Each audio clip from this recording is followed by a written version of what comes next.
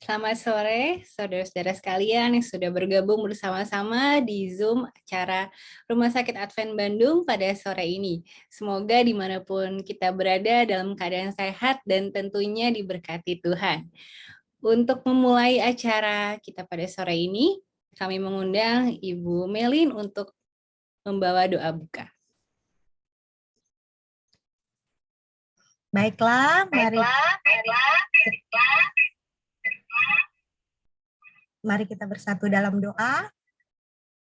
Puji dan syukur kami naikkan kehadirat-Mu ya Tuhan, Allah yang kami sembah siang dan malam. Terpujilah nama-Mu ya Bapa yang sudah mempertemukan kami di webinar pada sore hari ini. Kami mau membahas tentang kesehatan, kami rindu kami sehat ya Tuhan, seturut dengan kehendak-Mu. Berkatilah moderator, MC, dan saudara yang Jonas yang akan membawakan materi kesehatan, kiranya Tuhan memberkati dengan kebijaksanaan yang dari surga. Berkatilah juga perangkat yang kami gunakan, kiranya semua bisa berjalan lancar. Kami semua yang ada di webinar saat ini siap mendengarkan materi kesehatan. Terima kasih Tuhan Yesus, kami berdoa dan mengucap syukur. Amin. Amin, terima kasih Bu Melin untuk doanya. Sore ini kita akan membahas mengenai terapi hidup sehat untuk diabetes.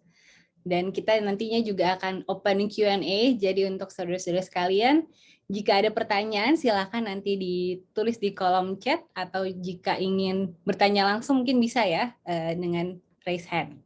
Oke, tanpa menunggu lama kita langsung undang Saudara Willy Yonas. Selamat sore. Selamat sore. Bagaimana ini keadaannya sekarang, lagi di mana, Saudara Yon? Posisi di Bandung. Oh, di Bandung ya. Boleh tahu latar belakangnya? Latar belakang apa nih? Mungkin di bagian apa, spesialis atau apa yang didalami gitu. Jadi kalau saya lihat di sini kan Bachelor of Health Ministry. Nah, boleh tahu secara spesifiknya? Oke, jadi Bachelor of Health Ministry ini adalah bidang studi saya. Jurusannya emang nggak ada yang sama banget di Indonesia, tapi jurusan paling mirip itu adalah kesehatan masyarakat. Tapi programnya ini memang fokus banget di penyakit tidak menular. Penyakit tidak menular seperti penyakit jantung, diabetes, stroke, cancer, hipertensi, itu fokus saya. Jadi ketika saya kuliah, saya nggak banyak belajar kayak misalnya penyakit demam berdarah, gitu ya, typhoid, tipes, apa semua itu enggak. Tapi karena memang melihat kondisi penyakit yang paling banyak membunuh manusia di Indonesia juga, itu adalah penyakit tidak menular. Jadi aku belajarnya emang fokus di situ. Oke. Saat ini berarti apakah sudah praktek atau masih dalam studi?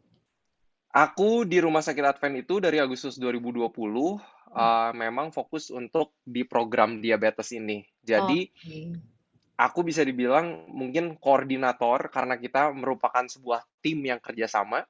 Jadi ada dokter endokrinnya, ada dokter ahli gizi, ada dokter gizi klinik, ada ahli gizi, ada dokter jantungnya, dan dokter spesialis yang lainnya juga yang terlibat. Jadi kita tuh pengen buat pasien nggak dipingpong terus gitu.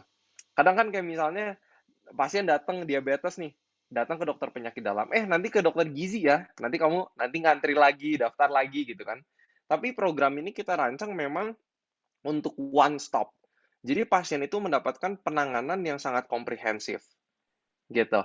Nah, jadi kalau aku sendiri, aku bukan dokter, aku nggak terima pasien, aku benar-benar fokus untuk menjalankan program diabetes ini dengan dokter-dokter yang lain. Oke, wah ini mungkin sudah pada penasaran, apa ada presentasinya atau bagaimana? Aku ada Oke, supaya mungkin bisa lebih terbayang ya. ya. Tapi nanti pastinya aku pengen ada tanya jawab supaya lebih on target. Jadinya ya tanya jawab selalu lebih seru lah. Ya, biar lebih interaktif ya, berarti. Betul, Oke, betul. kalau gitu kita persilakan untuk presentasi. Setelah ini kita akan ada Q&A, jadi sekali lagi, jika ada pertanyaan silakan tulis di kolom chat, atau bisa juga nanti raise hand untuk bisa bertanya langsung. Silakan, Saudara Willy. Terima kasih. Selamat sore semuanya. Sangat senang bisa bergabung kita semua untuk belajar kesehatan sore kali ini, dan kita mau belajar mengenai terapi hidup sehat untuk diabetes. Kami dari Rumah Sakit Advent Bandung makin semangat karena kita sudah dari Agustus 2020 kita membuat sebuah program yang namanya terapi mandiri hidup sehat untuk diabetes. Target kita ini pengen membuat pasien itu menjadi mandiri.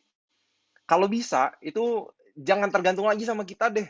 Tapi mereka tuh ngerti hidup sehat itu seperti apa, ya, terutama dari pola makannya, olahraganya, manajemen stresnya, jam tidurnya seperti apa, karena itu sangat-sangat semuanya berpengaruh kepada diabetes. Dan 24 Mei setelah Lebaran ya, sekitar 1,5 bulan lagi dari sekarang kita akan mulai batch yang ke-10. Jadi kita semakin senang melihat hasil-hasil yang kita lihat di Rumah Sakit Advent Bandung bahwa ternyata hidup sehat itu pengaruhnya besar banget terhadap diabetes ya. Nah, ini semua tim dokter yang terlibat, ini yang tadi aku bilang, kita semua kolaborasi, kita semua kerja sama. Nggak ada yang bisa kerja sendiri gitu. Jadi, kita pengen membuat sebuah program yang memang komprehensif buat pasien. Ya, ada dokter spesialis kedokteran olahraganya, ada yang juga spesialis di lifestyle medicine. Jadi, benar-benar komprehensif banget. Ya, programnya 12 minggu, itu kita pantau dengan sangat detail. Nanti mungkin bisa banyak tanya juga untuk ditanya jawab ya, untuk menjelaskan programnya seperti apa. Ini sedikit hasil dari peserta kita yang pertama. Kita udah minta izin ya untuk kasih cerita mereka. Insulin itu bisa turun, hemoglobin A1C, HbA1c, sebuah tes laboratorium untuk melihat kadar gula darah selama 3 bulan, rata-ratanya berapa, itu bisa turun. Bapak ini akhirnya turun berat badan, lihat aja celananya ukurannya turunnya jauh sampai bapaknya bilang, cerita, akhirnya bisa gunting kuku kaki sendiri lagi. Itu kan hal kecil yang kayaknya kita nggak suka take it for granted. Kita nggak bersyukur gitu, kita bisa gunting kuku kaki sendiri. Tapi bapak ini akhirnya bisa melakukannya itu sendiri lagi. Bapak Rahmat CH, seorang dosen di kota Bandung, umur 62 tahun, melakukan hidup sehat, bisa lepas insulin. Wow, mungkin ada orang yang banyak berpikir kayak insulin ya udah pakai seumur hidup gitu kan, kayak this is it. Tapi ternyata enggak ya. Ada Ibu Ucu, umur 62 tahun juga, akhirnya bisa lepas obat juga. Kebetulan minggu ini saya baru ketemu Bu Ucu, kemarin lagi sempat belanja buat rumah sakit, ketemu di Cibadak di kota Bandung ya. Ibu Ucu ini setelah hampir 1 tahun ikut program kita, dan gula darahnya masih bagus terus, karena Ibu Ucu ini meneruskan gaya hidup sehatnya. Jadi, gaya hidup sehat ini memang sebuah gaya hidup yang kami Rumah Sakit Advent Bandung ingin pasien itu lakukan seumur hidup mereka. Bukan hanya program 3 minggu udah gitu balik lagi ke gaya hidup yang lama. Enggak, penyakit akan balik lagi kalau kayak gitu. Ya. Tapi gaya hidup yang kita pengen ajarkan, yang kita sharingkan sama pasien adalah sebuah gaya hidup yang terus-menerus, yang continue. Kita pengen membuat pasien itu menjadi mandiri, dan itu yang aku harap yang Bapak Ibu bisa dapatkan dengan pembelajaran kita bersama, bahwa Bapak Ibu jadi mengerti, bukan karena Rumah Sakit Advent dalam tanda kutip memaksa Bapak Ibu untuk olahraga, untuk makan sehat, no. Tapi karena memang ini sudah dibuktikan secara ilmiah, dan Bapak Ibu menjadi mandiri dalam melakukannya. Nah, kalau ngomongin penyakit, termasuk penyakit diabetes, kita tuh pengen selalu treat the problem, pengen menyelesaikan akar masalahnya. Kalau kita ada di sebuah ruangan kayak gini, ada keran air yang nyala, kita kerjanya cuma ngepel. Kayaknya ada yang salah nih. Yang pengen kita lakukan adalah matiin sumber airnya, baru kita pel. Dan seringkali masalah dari penyakit ini adalah, kalau penyakit tidak menular ya, adalah pola makan dengan gaya hidup yang kurang sehat. Jadi, yang pengen kita ajarkan kepada pasien adalah, yuk, kita miliki pola makan yang lebih sehat, gaya hidup yang lebih sehat, supaya sumber masalahnya mati, baru kita beresin masalah yang lainnya. Ya. Nah, yang kita akan lihat, walaupun hidup sehat ini banyak ya, ada hati yang gembira, istirahat yang cukup, tapi waktunya nggak cukup, tapi nanti mungkin kalau ditanya jawab, ada yang bertanya baru saya jawab, tapi kita hanya mau fokus dengan dua, pola makan dan olahraga. Kita pengen ngerti dulu nih di dalam tubuh kita, apa sih yang terjadi setiap kali kalau kita makan. Kita makan pagi, kita makan siang, kita makan malam. Semua makanan itu kita kunyah, dicerna, diserap, akhirnya mereka jadi gula darah. Gula darah ini yang saya gambarkan titik-titik putih di garis yang di kotak yang merah ya. Itu peredaran darah kita, titik-titik putih itu gulanya. Gula darah ini harus masuk ke sel otot kita supaya kita punya energi. Kita makan kan supaya supaya punya tenaga gitu kan. Nah, tapi gula itu butuh satu bantuan hormon namanya hormon insulin yang dihasilkan oleh pankreas untuk masuk ke dalam sel otot. Jadi insulin ini kerjanya kayak kunci, dia buka pintu, ceklek, baru gula bisa masuk. Oke? Ini mekanismenya. Yang terjadi ketika orang sudah memiliki pre-diabetes dan juga diabetes adalah ketika insulin itu mau bekerja, lubang kuncinya dalam tanda kutip tertutup oleh permen karet. Kira-kira gula darahnya bisa masuk ke sel otot nggak sih? Nggak bisa. Ya kan? Karena lubang kuncinya ketutup sama permen karet. Nah, makanya kenapa gula darah itu tetap tinggi di dalam peredaran darah. Bukan insulinnya yang kurang jumlahnya, tapi insulinnya tidak dapat bekerja dengan maksimal. Ini yang disebut dengan resistensi insulin. Walaupun ketika seseorang sudah memiliki diabetes lebih dari 10 tahun, biasanya produksi insulin itu sudah mulai berkurang. Jadi masalahnya sekarang ada dua. Permen karet itu tetap ngalangin kerja insulin, tapi jumlah insulinnya juga sudah berkurang. Nah, ini kalau orang-orang yang sudah memiliki diabetes puluhan tahun, lebih dari 10 tahun. Ya, ini memang bisa dicek lebih detail di pengecekan fasting insulin, C-peptide, tapi itu memang harganya lebih mahal. Ya. Nah, sekarang apa sih yang menjadi permen karet itu yang menghambat kerja insulin yang disebut dengan resistensi insulin? Sekarang penelitian sudah banyak tahu bahwa lemak yang ada di sel-sel hati kita dan sel-sel otot kita itulah yang menghambat pekerjaan insulin. Insulin kemungkinan diproduksinya masih normal, apalagi di orang-orang pre-diabetes, tapi nggak bisa bekerja dengan maksimal oleh karena terlalu banyak lemak yang ada di sel hati dan sel otot kita. Nah, mungkin ada yang bertanya, nah ini gambarnya kayak gini ya. Jadi otot kita, di antaranya itu banyak lemak, penimbunan lemak. Gambar scan-nya kayak gini, kalau otot paha orang langsing dibandingkan dengan otot paha orang yang gemuk, otot paha orang yang gemuk itu lebih banyak garis-garis hitamnya itu garis-garis lemak. Ada lemak di antara sel-sel ototnya. Nah, ini yang kita nggak mau nih. Ini yang menghambat kerja insulin. Tapi mungkin ada yang bertanya kayak gini, kok kebanyakan lemak pada organ, oke, kalau kebanyakan lemak pada organ otot dan hati, kok ada juga yang langsing kena diabetes? Ya nggak sih? Pernah nggak sih Bapak Ibu ngelihat orang yang langsing tapi punya diabetes juga? Ya kan? Masalahnya di sini, orang Asia ketika dibandingkan dengan orang bule Belanda di penelitian ini, berat badannya sama, tinggi badannya sama, umurnya sama, jenis kelaminnya sama, orang Indonesia itu punya lemak yang lebih banyak. Orang Asia, bukan hanya orang Indonesia, orang Asia itu punya kecenderungan ini. Jadi kita bisa kelihatan langsing dari luar, tapi lemaknya sebenarnya banyak. Ini disebut juga dengan normal weight obesity syndrome atau TOFI, thin outside, fat inside. Kelihatan ramping dari luar, tapi lemaknya banyak. Ya, ini kita harus hati-hati nih. Kita perlu hati-hati banget. Jadi yang langsing jangan senang dulu nih. Banyak nggak nih lemaknya? Nah, ini perlu dicek. Ini perlu dicek. Makanya kenapa kalau mungkin Bapak Ibu tahu BMI ya, perhitungan body mass index atau bahasa Indonesia indeks massa tubuh.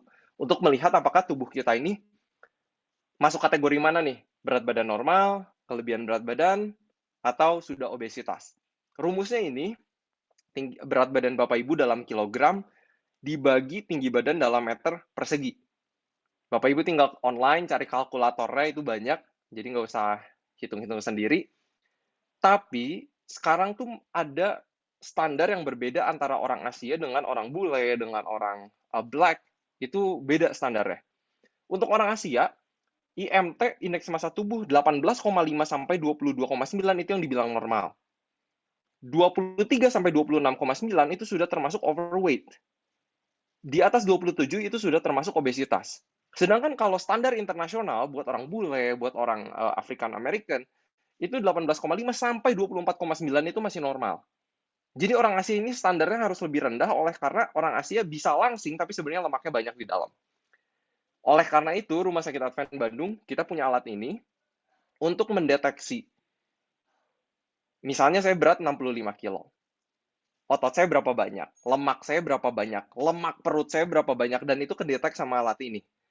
Jadi, buat pasien-pasien yang ikut program kita, kalau mereka di Kota Bandung atau di Jakarta, mereka mau datang ke Rumah Sakit Advent Bandung, mereka bisa dites di alat ini, dan banyak sekali kita lihat dari pasien-pasien kita, mereka langsing lemaknya banyak, ototnya sedikit. Nah, ini yang bahaya. Jadi kalau Bapak Ibu punya kesempatan, mainlah ke Rumah Sakit Advent Bandung, kita bisa timbang pakai alat ini ya. Nah, mungkin pertanyaannya, pola hidup sehat tuh efektif nggak sih sama diabetes? Kalau tadi kita lihat nih, masalah utamanya adalah kelebihan lemak di sel-sel hati kita, di sel-sel otot kita.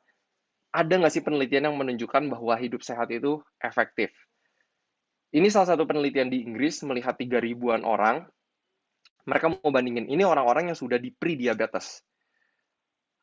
Satu grup dikasih placebo, satu grup lagi dikasih obat metformin, ya, obat pertama ya yang biasa dikasih untuk orang-orang yang punya pre-diabetes atau diabetes. Udah gitu, grup satu lagi diminta untuk melakukan lifestyle modification untuk turun berat badan 7%. Udah gitu juga olahraga secara rutin 150 menit per minggu. Dan ditemukan orang yang melakukan perubahan gaya hidup, resiko terjadinya ke diabetes itu paling rendah, ya. Dan ini saya hanya menunjukkan satu dari banyak banget penelitian yang saya bisa tunjukkan juga. Terus melihat komunitas atau penelitian terbesar, salah satu penelitian terbesar di dunia, Adventist Health Study 2, melihat orang-orang Kristen Advent di Amerika dan di Kanada. Mereka melihat, kok menarik nih, ketika seseorang itu memiliki pola makan vegan, di mana 100% yang dikonsumsi adalah nabati, kok tingkat diabetesnya paling rendah dibandingkan dengan yang lacto-ovo vegetarian, yang masih konsumsi susu, telur, keju, yogurt. Udah gitu dibandingkan dengan yang pesco vegetarian yang masih mengkonsumsi ikan, ada semi vegetarian, ada non vegetarian. Jadi makin menarik. Dan ini dilihat juga di komunitas orang Taiwan. Di Chuche Research Study, mereka melihat kok orang vegetarian juga tingkat diabetesnya jauh lebih rendah secara signifikan, ya secara statistik, dibandingkan dengan orang yang omnivora. Ini menarik, ya. Tadi mungkin penelitiannya ada yang bilang mungkin, ini mah kan orang Eropa, ini kan orang Amerika. Ya kan, orang Amerika kan banyak orang Eropa tuh datang. Ini orang Asia nih, ya penelitiannya. Udah gitu lihat dari Rotterdam Study, melihat kalau soal pola makan ya, in conclusion, a more plant-based and less animal-based diet may lower risk of insulin resistance and prediabetes and type 2 diabetes. Jadi udah makin banyak penelitian yang melihat bahwa bentar, kok ini ada hubungannya ya antara konsumsi makanan hewani yang lebih banyak dengan resiko yang lebih tinggi terhadap diabetes dibandingkan dengan kalau kita mengkonsumsinya makanan nabati. Ya, kita dapat proteinnya dari kacang merah, kacang hijau, tahu, tempe, edamame, ya kan? Dibandingkan dengan ayam, ikan, dan yang lainnya. Ya, udah gitu, ini supaya langsung kebayang ya. Ini makanan saya sehari-hari. Ya, kita pengen banyak sayurnya, proteinnya nabati, ya kan? Ada sumber karbohidratnya sebisa mungkin whole grains, ya serealia utuh. Ya, ini ada protein nabati juga, ada dari edamame, ada dari chickpea. Udah gitu ini sayur asem. Sayur asem ini makanan nabati Indonesia banget nih. Ya, pakai tahu tempe bacem, pakai lalapan. Kalau kita orang Bandung, orang Sunda, wah, senang banget sama yang lalapan ya. Ini karya-karya dari peserta program diabetes. Wah, banyak banget karya-karya mereka yang keren banget. Tapi ini beberapa kita ajarin mereka makan makanan nabati. Inilah karya-karya mereka di program diabetes. Mereka bisa bikin bubur menado dengan rendang kacang merah. Jadi yang kita ajarin adalah makan sehat itu harus enak. Ya. Kenapa makanan nabati ini lebih unggul dibandingkan dengan protein hewani untuk orang diabetes adalah satu, makanan nabati itu lemaknya lebih rendah. Makanan hewani itu ada lemak jenuhnya, ya kan, ada lemak transnya, dan itu yang lebih berkontribusi kepada diabetes. Udah gitu, protein nabati itu mengandung serat. Protein hewani tidak memiliki serat sama sekali. Sedangkan serat itu sangat berpengaruh kepada gula darah yang terkontrol, sangat-sangat berpengaruh. Ya, udah gitu lihat pasien-pasien kita kasih laporannya seperti ini, rapi banget ya. Tiap hari makan apa supaya bisa kita analisa. ya, supaya bisa kita lihat mana nih yang masih kurang, mana nih yang harus diperbaiki, itu kita lakukan selama program ini juga. Kita juga di Rumah Sakit Advent udah membuat seratusan video, video 1 menit, video masak makanan-makanan nabati tanpa minyak tapi rasanya enak banget. Ya, makanan-makanan seperti ini banyak pasien-pasien kita yang takut makan buah. Kita bilang, nggak usah takut, yang penting takarannya yang penting. Dan ini akan dipandu dengan jelas oleh dokter gizi klinik, dengan ahli gizi, itu semua diajarin juga. Ini penelitian lebih menarik lagi. Ada 20 laki-laki muda yang sudah memiliki diabetes, udah pakai insulin lagi. Udah gitu, 7 hari pertama mereka dikontrol diet, artinya mereka masih melakukan pola makan mereka untuk 7 hari. Udah gitu mereka diminta untuk mengadaptasi pola makan tinggi karbohidrat dan tinggi serat. Makanan tinggi karbohidrat, tinggi serat ini makanan nabati. Makanan hewani tidak mengandung karbohidrat. Ya, tidak mengandung serat. Jadi diminta 16 hari ke depan untuk mengkonsumsi makanan-makanan nabati. Hanya dalam 16 hari, insulin itu bisa turun dari 26 unit rata-ratanya jadi 11 unit. 9 dari 20 orang ini bisa sampai lepas insulin dan nggak pakai lagi. Ya, jadi ini harapannya besar nih buat orang-orang yang punya diabetes. Nggak ada salahnya untuk mencoba gaya hidup sehat. Siapa tahu insulin bisa sampai lepas. Dan itu juga kita lihat di beberapa pasien kita. Walaupun ada yang masih menggunakan insulin, itu insulinnya dosisnya jauh lebih rendah dengan kualitas hidup dan gula darah yang sangat-sangat terkontrol. Jadi kita senang banget, excited banget melihat pasien-pasien kita. Udah gitu kolesterol juga turun juga nih. Buat Bapak Ibu mungkin yang bergumul juga sama kolesterol, serat itu dapat menurunkan kolesterol. Sekali lagi, serat hanya ada di makanan nabati, makanan hewani tidak mengandung serat, dan makanan hewani mengandung kolesterol. Ya. Jadi kalau misalnya kita mengkonsumsi makanan nabati nih Bapak Ibu, yang terjadi adalah lemak-lemak yang numpuk tuh di sel-sel hati, lemak-lemak yang numpuk di sel-sel otot bisa berkurang. Itu yang kita lihat juga ya di pasien-pasien program kita. Bagian yang kedua, bagian yang terakhir adalah olahraga untuk diabetes. Ini efektif nggak sih? Olahraga untuk diabetes. Salah satu moto dari kedokteran, spesialis kedokteran olahraga di Amerika adalah exercise is medicine. Kalau Bapak Ibu diminta oleh dokter diresepin obat, Pak, Bu, makannya obat ini 3 kali sehari setelah makan.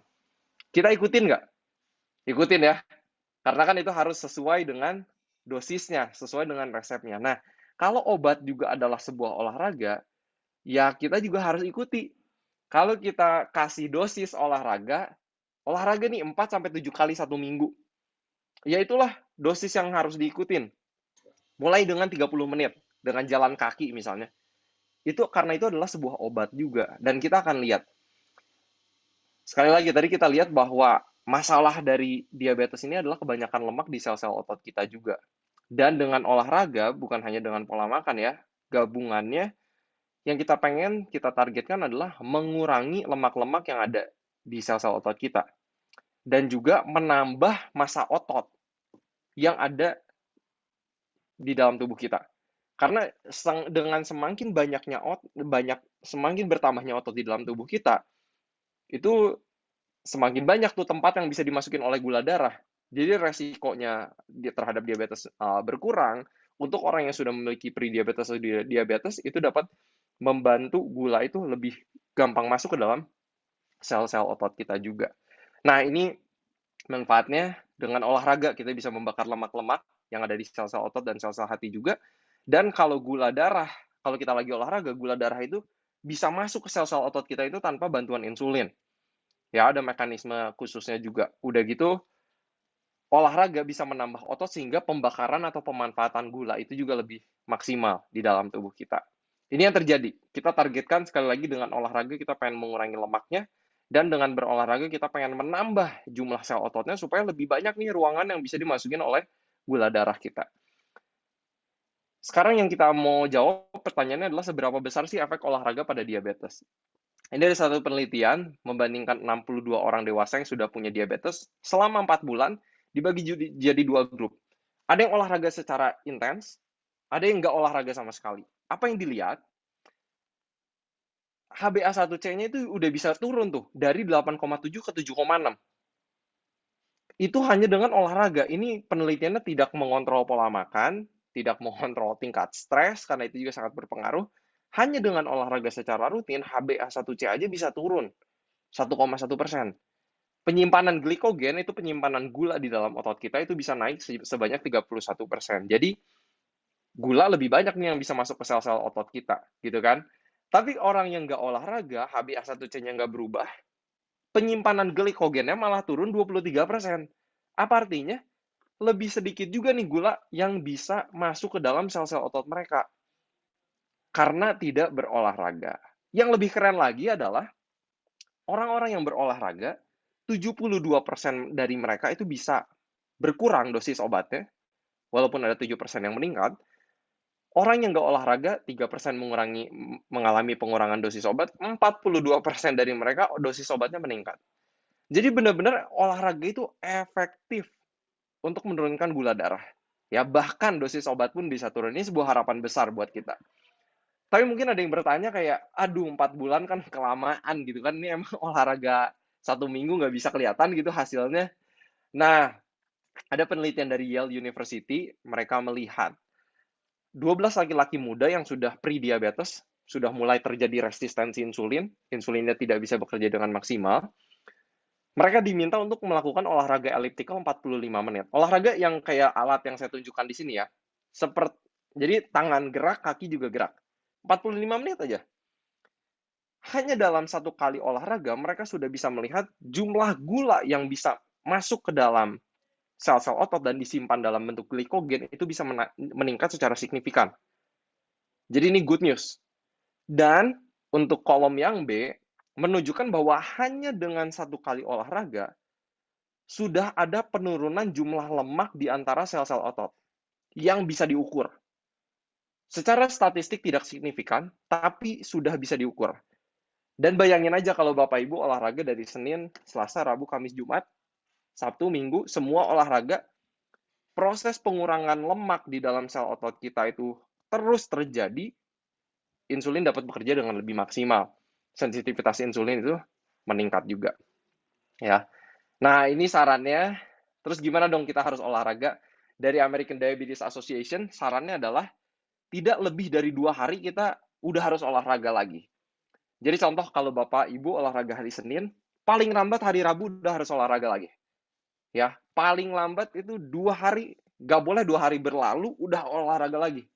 Ya, udah gitu olahraganya adalah olahraga aerobik dan latihan resistensi. Jadi olahraga aerobik itu gampangnya olahraga yang bikin kita ngos-ngosan.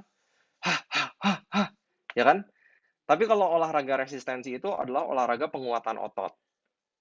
Jadi kalau mungkin yang masih lebih muda, mungkin kayak push up, melakukan squat, jongkok berdiri, nanti ada beberapa video yang saya akan tunjukkan juga ya. Minimal 150 menit per minggu, jadi kalau 5 kali olahraga, sekali olahraganya 30 menit. Olahraganya seperti apa? Disarankan adalah olahraga yang menggunakan otot besar, otot dada, otot bahu, otot punggung, otot lower back, otot bokong, otot paha, otot betis, itu semua harus dipakai. Ya, olahraga kayak gini, berjalan kaki, bersepeda, jogging, berenang, itu bagus banget. Ya, dengan kalau misalnya ada barbel kecil itu bisa dimanfaatkan juga. Tapi nanti saya akan tunjukkan beberapa olahraga yang memang bisa dilakukan di rumah tanpa alat. Bapak Ibu cuman butuh niat, ya. Sangat sederhana, nggak usah ke gym, mau sehat itu murah dan mudah. Jadi ini kelompok-kelompok otot besar yang harus kita latih, kita perlu latih semua, ya, dari otot bahu, otot tricep, bicep, forearm, ini semua perlu dilatih. Ya, gerakannya seperti apa? Banyak banget. Latihan olahraga pakai kursi itu banyak banget tipe-tipenya. Ya, saya yakin Bapak Ibu semua pasti punya kursi di rumah, kita bisa latihan otot bahu kayak gini di rumah pakai kursi. Udah gitu kita bisa olahraga-olahraga seperti ini, ya, namanya lunges. Ini reverse lunges. Jadi ini latihan otot paha kelatih, otot bokong kelatih. Ini otot besar nih yang perlu kita latih. Ya. Udah gitu, ini olahraga saya dengan papa saya yang udah usia 59 tahun. Ini saya yakin Bapak Ibu juga bisa coba di rumah ya.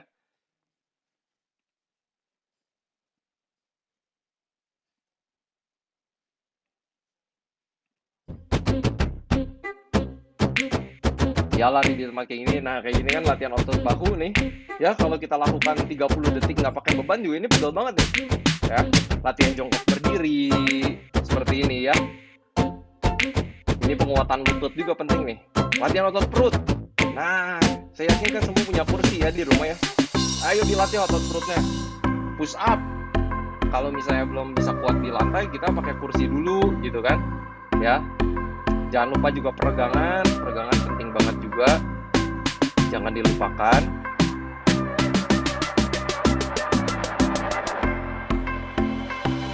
Nah, peregangan kayak gini ya. Kita tahan berapa detik. Jumping jack ya. Sambil lompat di tempat, ya kan? Ini olahraga yang nggak menggunakan alat sama sekali ya. Jadi sederhana, banyak yang bisa kita lakukan, hanya perlu niat ya. Udah gitu, kalau buat yang otot latihan perut otot salah satu otot besar juga ya. Flutter kick namanya. Jadi kita lagi di ranjang baru bangun, ayo kita latihan perut ya. Ini juga penting ya buat penguatan otot perut juga. Ini namanya gerakan bridges. Bridges ini kebetulan kalau saya ditambah beban ya. Tapi ini untuk latihan otot bokong dan lower back. Salah satu otot yang besar yang sangat kita perlu latih ya. Jadi nanti kita bisa lakukan beberapa kali, udah gitu kita tahan di atas ya. Misalnya 5 detik, 10 detik, seberapa lama Bapak Ibu kuat, coba lakukan gerakan ini ya. Beberapa pasien program kita ada Pak Haji dari Cianjur ya. Umur 70-an masih bisa push up, masih bisa jongkok berdiri, masih bisa melakukan gerakan ini. Jadi banyak sekali, jangan terbatas oleh umur ya. Kita yang udah lebih lanjut usia juga bisa melakukan gerakan-gerakan ini, tapi sekali lagi tergantung kondisi kesehatan masing-masing ya. Dikonsulkan ke dokter juga kalau memang sudah ada masalah sebelumnya. Ya ini untuk latihan otot tricep, kita bisa tinggal memanfaatkan kursi seperti ini. Udah gitu, ini kalau yang punya resistant band, ini bisa menjadi alat bantu kita juga ya untuk latihan otot bicep kita ya. Udah gitu, ini buat otot tricep, banyak sekali variasi, pokoknya gerakan-gerakan itu banyak sekali variasinya. Jadi tinggal pilih, tinggal cari inspirasi di YouTube, di Google, itu banyak banget yang bisa kita lakukan. Jadi itu Bapak Ibu yang bisa saya bagikan sore kali ini. Dari pola makan dan olahraga itu sangat bisa membantu orang-orang yang memiliki prediabetes dan diabetes. Buat Bapak Ibu mungkin yang punya kenalan atau Bapak Ibu sendiri, kita dari Rumah Sakit Advent akan mulai batch yang ke-10 di 24 Mei. Tapi ini semua jadwal program kita untuk tahun 2022. Siapa tahu ada yang membutuhkan. Dan inilah semua tim dokter yang terlibat yang akan membantu Bapak Ibu atau siapapun yang akan join untuk memiliki kesehatan yang seutuhnya lagi. Itu yang saya bisa sampaikan, semoga bermanfaat dan semoga berkenan. Saya kembalikan kepada MC lagi. Terima kasih. Baik, terima kasih. Kayak kalau panggil Pak Willy mungkin ketuaan ya, kita panggil Bro Willy aja boleh ya? Boleh. Kasih, Bro Willy, masih muda nih soalnya. Tadi ada, mungkin nih mau ada pertanyaan dulu nih, sambil menunggu dari saudara-saudara ikut tanya di kolom chat. Itu tadi sesinya itu offline atau online ya? Jadi program ini dilakukan online. Online. Buat yang di Kota Bandung atau mau datang ke Rumah Sakit Advent Bandung, mereka hanya datang ke rumah sakit itu di awal program untuk lihat kondisi awalnya seperti apa, konsul dengan dokter endokrin, konsul dengan ahli gizi. Udah gitu nanti di akhir program setelah 3 bulan baru datang lagi ke rumah sakit. Kalau buat yang di luar Kota Bandung, mereka tes laboratorium dimanapun mereka berada, hasilnya dikirim ke kita, nanti konsul dengan dokter endokrin dan ahli gizi secara online. Telemedicine ya jadinya ya. Oke, jadi untuk Bapak Ibu yang mungkin berada di luar Bandung, atau jauh dari Bandung ya, mungkin juga bukan di Jakarta, bisa ikut melalui online. Jadi jangan khawatir ya. Betul. Oke, ini ada yang tanya Japri ke saya, olahraga jalan kaki berapa jam? Oke, pertanyaannya bagus nih ya. Jadi yang disebut oleh American Diabetes Association adalah 1 minggu minimal 150 menit. Tapi itu kan minimal. Jadi kalau misalnya Bapak Ibu punya waktu 20 menit pagi-pagi, 25 menit lagi sore-sore untuk jalan kaki, kenapa enggak? Karena kenapa sih kita pengen cari target yang minimal ya? Kita kan pengen yang maksimal gitu. Kalau hasil kita pengen bagus, ya lebih dari 150 menit bagus banget. Gitu kira-kira. Jadi minimal 150 menit ya. Dalam 1 minggu ya Betul. tadi ya. Dalam 1 minggu. Ini ada pertanyaan lagi nih. Ini banyak yang pertanyaannya masuknya japri. Pertanyaan lagi nih, apa aja isi programnya? Apakah diberikan resep dan cara menunya dan video olahraganya? Yes, jadi di selama program kita itu akan ada WhatsApp group. Di WhatsApp group itu dokter endokrin ada, dokter gizi klinik ada, ahli gizi ada. Kita kasih resources di awal, ya ahli gizi udah bikin menu makanannya seperti apa, tapi itu hanya ide. Jadi nggak harus ngikutin, tapi jumlahnya perlu diikuti. Ya kan takaran ini penting nih. Nah, selama program, ini kayaknya ada yang salah satu peserta program juga lagi ikutan nih ya, Ibu Heni nih. Itu bebas banget kita, justru ada WhatsApp group untuk supaya bebas untuk kontak kita. Kesusahannya apa? Ayo kita bantu. Ya, banyak peserta program yang jadi japri ke saya, ke ahli gizi. Bu, ini masaknya gimana sih Ibu Helda ya? Bu, ini masaknya gimana? Variasinya gimana? Nah, itu kita akan jawab semua. Jadi benar-benar dipandu. Olahraga juga kita akan kasih referensi kira-kira video seperti apa yang mereka suka. Nanti kita cariin yang sesuai banget. Kalau misalnya ada masalah lutut, kebetulan ada Direktur Rumah Sakit Advent Bandung juga, Dr. Alvin, terlibat langsung di program. Itu nanti Dr. Alvin juga akan kasih masukan. Kalau misalnya sampai ada yang membutuhkan masukan dari dokter rehab medik. Gitu. Oke, semoga menjawab. Ini ada pertanyaan lagi. Kalau olahraga di tempat tidur apa ya? Karena ini kebetulan yang bertanya ada masalah kesehatan, jadi harus di tempat tidur gitu. Kira-kira apa ya?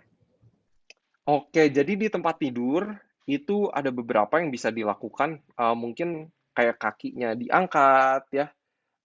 Udah gitu, sebenarnya kalau nggak ditunjukin agak-agak susah ya. Tapi sebenarnya bisa tuh, banyak yang bisa kita lakukan. Kita lagi tempat tidur, tangannya kita angkat-angkat, kita goyang-goyang gitu kan. Karena memang prinsipnya adalah ketika kita tidak menggunakan otot itu pasti menyusut. Dan penelitiannya bahkan orang-orang kalau sakit aja nih, bed rest 1 minggu, otot itu udah bisa menyusut sekitar 1 kilo. Dan untuk mendapatkan 1 kilo otot yang hilang itu minimal 8 minggu olahraga tuh baru balik lagi. Wah. Jadi itu otot tuh paling susah di-maintain kalau menurut saya ya. Tapi emang kita harus konsisten supaya tidak menyusut. Gitu sih. Oke, jadi tetap bisa bergerak ya. Mungkin kalau misalnya ada sakit bisa geraknya ringan gitu ya, jangan terlalu diforsir gitu ya. Oke, ada pertanyaan lagi. Apakah ada olahraga yang paling cocok untuk yang bermasalah dengan lower back? Olahraga jenis apa yang bisa tetap dilakukan untuk melatih otot besar? Terima kasih. Oke, nah ini mungkin masalah lower back-nya mungkin perlu dikonsul ke dokter rehab medik dulu ya, kayak misalnya ke dokter Alvin. Karena supaya dilihat dulu nih masalahnya apa nih gitu kan. Kalau misalnya ternyata ada tulang belakang yang keluar gitu kan, nih sama dokter Alvin biasanya harus dimasukin dulu gitu kan. Ada treatment khususnya dulu supaya akhirnya olahraganya bisa lebih leluasa. Jadi mungkin kalau saran aku sih cek dulu ke dokter rehab medik supaya dibenerin ya. Udah gitu baru ini. Ini ada dokter Alvin juga nih kebetulan. Siapa tahu dokter Alvin ada tambahan nih. Iya. Kalau untuk pasien-pasien dengan lalu mau tanya olahraga apa, memang kita harus assess keluhan ini penyebabnya masalahnya apa. Kalau kemudian kita lihat ada masalah-masalah yang berhubungan dengan fungsional, maka kita perlu selesaikan lebih dahulu sehingga kita bisa tentukan olahraganya. Walaupun nanti ada beberapa gerakan-gerakan yang kita akan anjurkan, sementara fungsional itu akan diperbaiki, tapi dia juga bisa mengatur kapan energi yang karena penggunaan untuk diabetes ini kan ada perlu juga energi yang harus dikeluarkan. Kita nanti akan kasih advice lagi. Gerakan bagaimana yang akan harus dilakukan oleh setiap pasien dengan kondisi-kondisi dengan kelainan-kelainan fisiknya sendiri. Oke, terima kasih. Terima kasih Dr. Alvin. Oke, ini ada yang raise hand. Bro Willy kita panggil ya. Mungkin Ibu Teli apa boleh open cam? Oke, saya add. Iya, silahkan.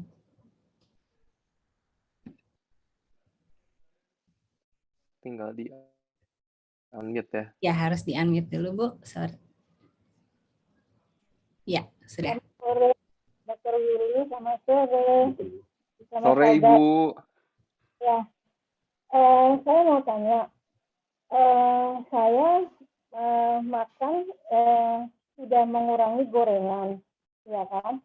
Dan saya masak juga tanpa minyak, ya kan? Tumis-tumis itu tanpa minyak.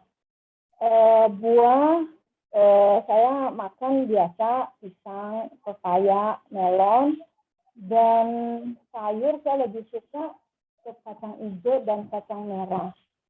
Tapi porsi nasi saya banyak, nasi putih ya, nasi putihnya agak banyak. Olahraga saya seminggu sekali, dan itu olahraganya badminton hari Minggu, hari Seninnya renang.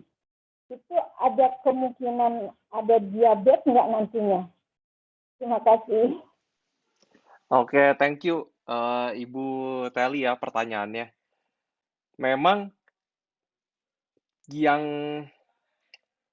faktor diabetes ini kan banyak ya. Salah satunya contoh genetik ada pasti dari oma kita, dari orang tua kita, kecenderungan ada, tapi tergantung dengan lifestyle kita juga nih.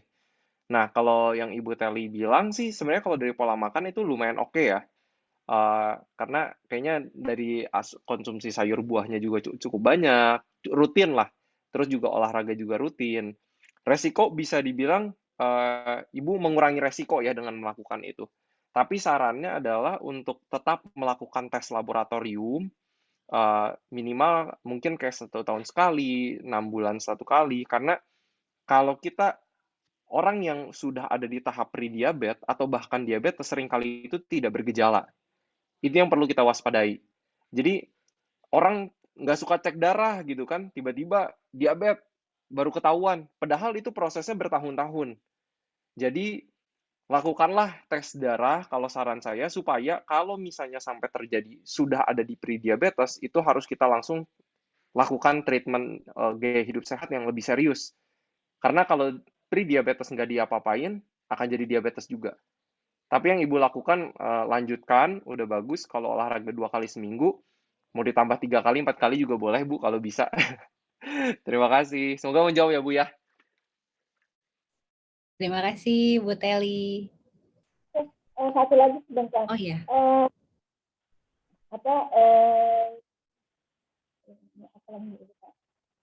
Saya terakhir general check up itu Desember kemarin, dan hasilnya semuanya bagus, normal semuanya. Apakah nanti saya harus general check up lagi 6 bulan ke depan atau setahun, dokter? Terima kasih. Kalau dokter Ibu saranin berapa lama Bu? Nggak nyarani ya, cuma dibilang ibu udah bagus, ini semuanya bagus, hasilnya normal semua, dari mulai jantung, paru, limpa, pankreas, ginjal, semua itu bagus semuanya. Dan berat badan saya sekarang ini 48, ya kan 48. Dan apakah saya harus general check up lagi 6 bulan atau setahun lagi, atau saya mengurangi porsi nasi putih saya atau berganti dengan nasi merah atau bagaimana? Terima kasih. Oke. Kalau soal general check up nih mungkin dari aku lihat ada dokter Alvin, dokter Joyce, mungkin ada masukan nih. Bagusnya kalau hasilnya bagus semua nih Dok, nggak ada yang dibintangin, kapan lagi nih harus check up?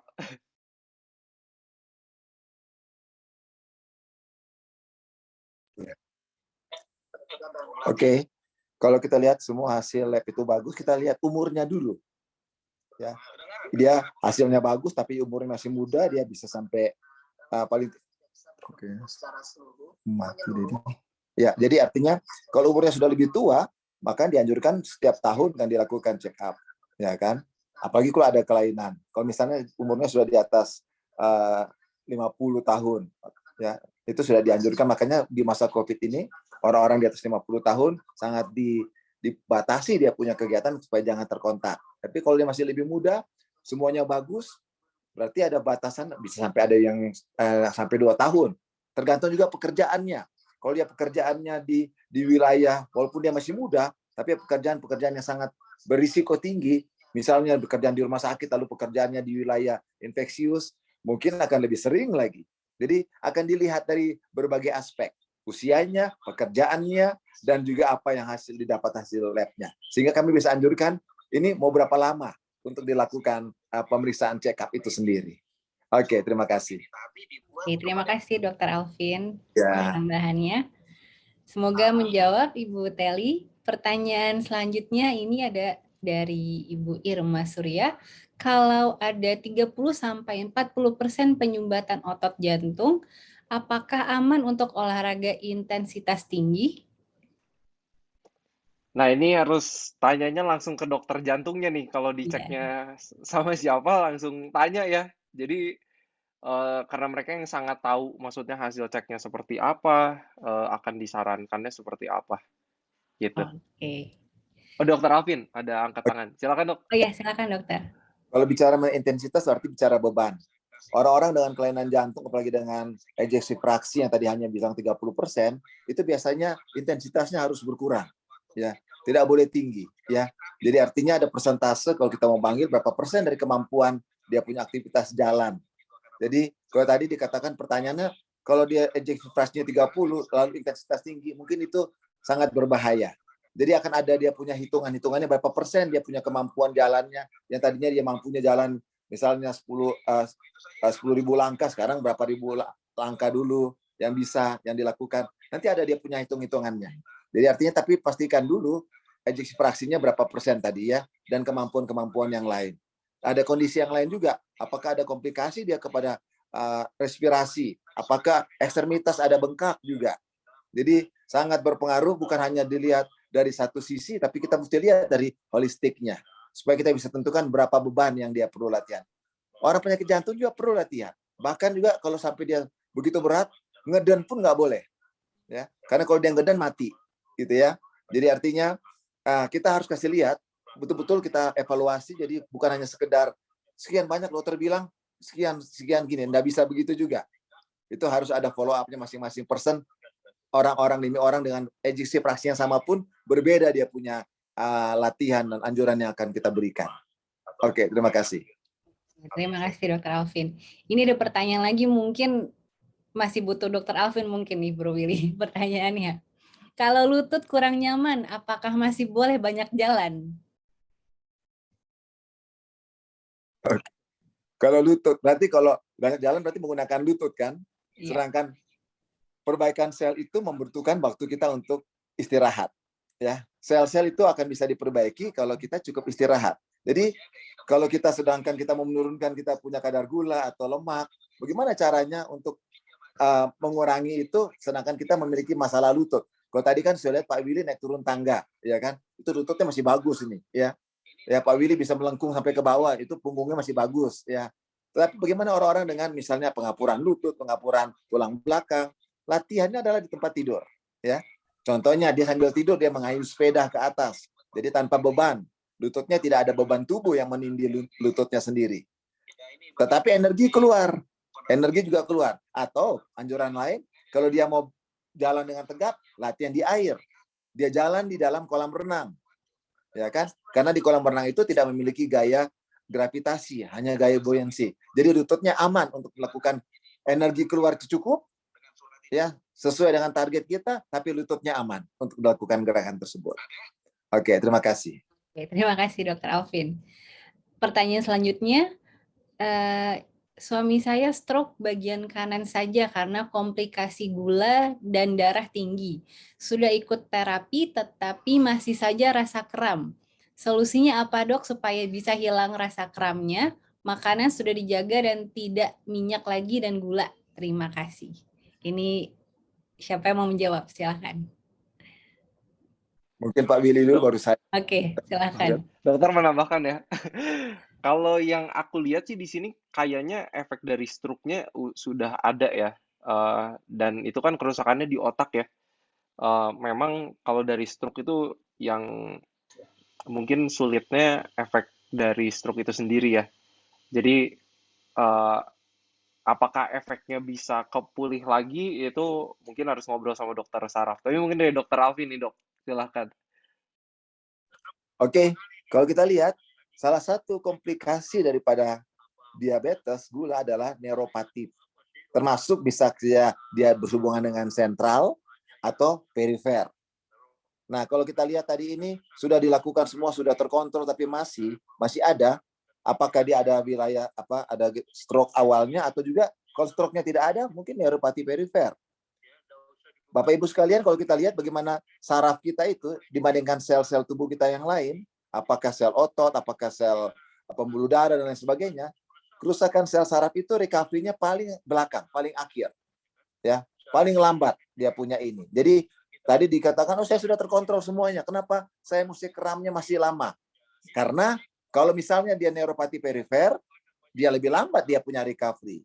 Tapi bagaimana cara proses untuk di dia pulih? Dia itu latihan demi latihan terus, ya. Karena saraf juga membutuhkan oksigenasi, membutuhkan nutrisi, membutuhkan latihan-latihan gerakan, membutuhkan faktor-faktor dinamik daripada saraf sendiri. Kalau itu kita lakukan dengan baik, karena saraf mempunyai fungsi dua, ada sensorik, ada motorik. Jadi dua-dua hal ini harus bisa dilakukan dengan baik, ya.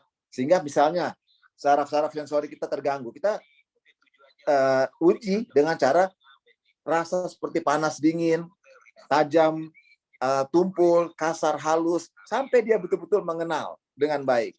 Lalu proprioceptious, bagaimana berdiri dengan baik, keseimbangannya, dan bagaimana juga dia punya motoriknya, kekuatan ototnya bagaimana. Ini semua menunjukkan bahwa apakah saraf itu membaik atau tidak. Jadi artinya tetap harus latihan, tidak patah semangat.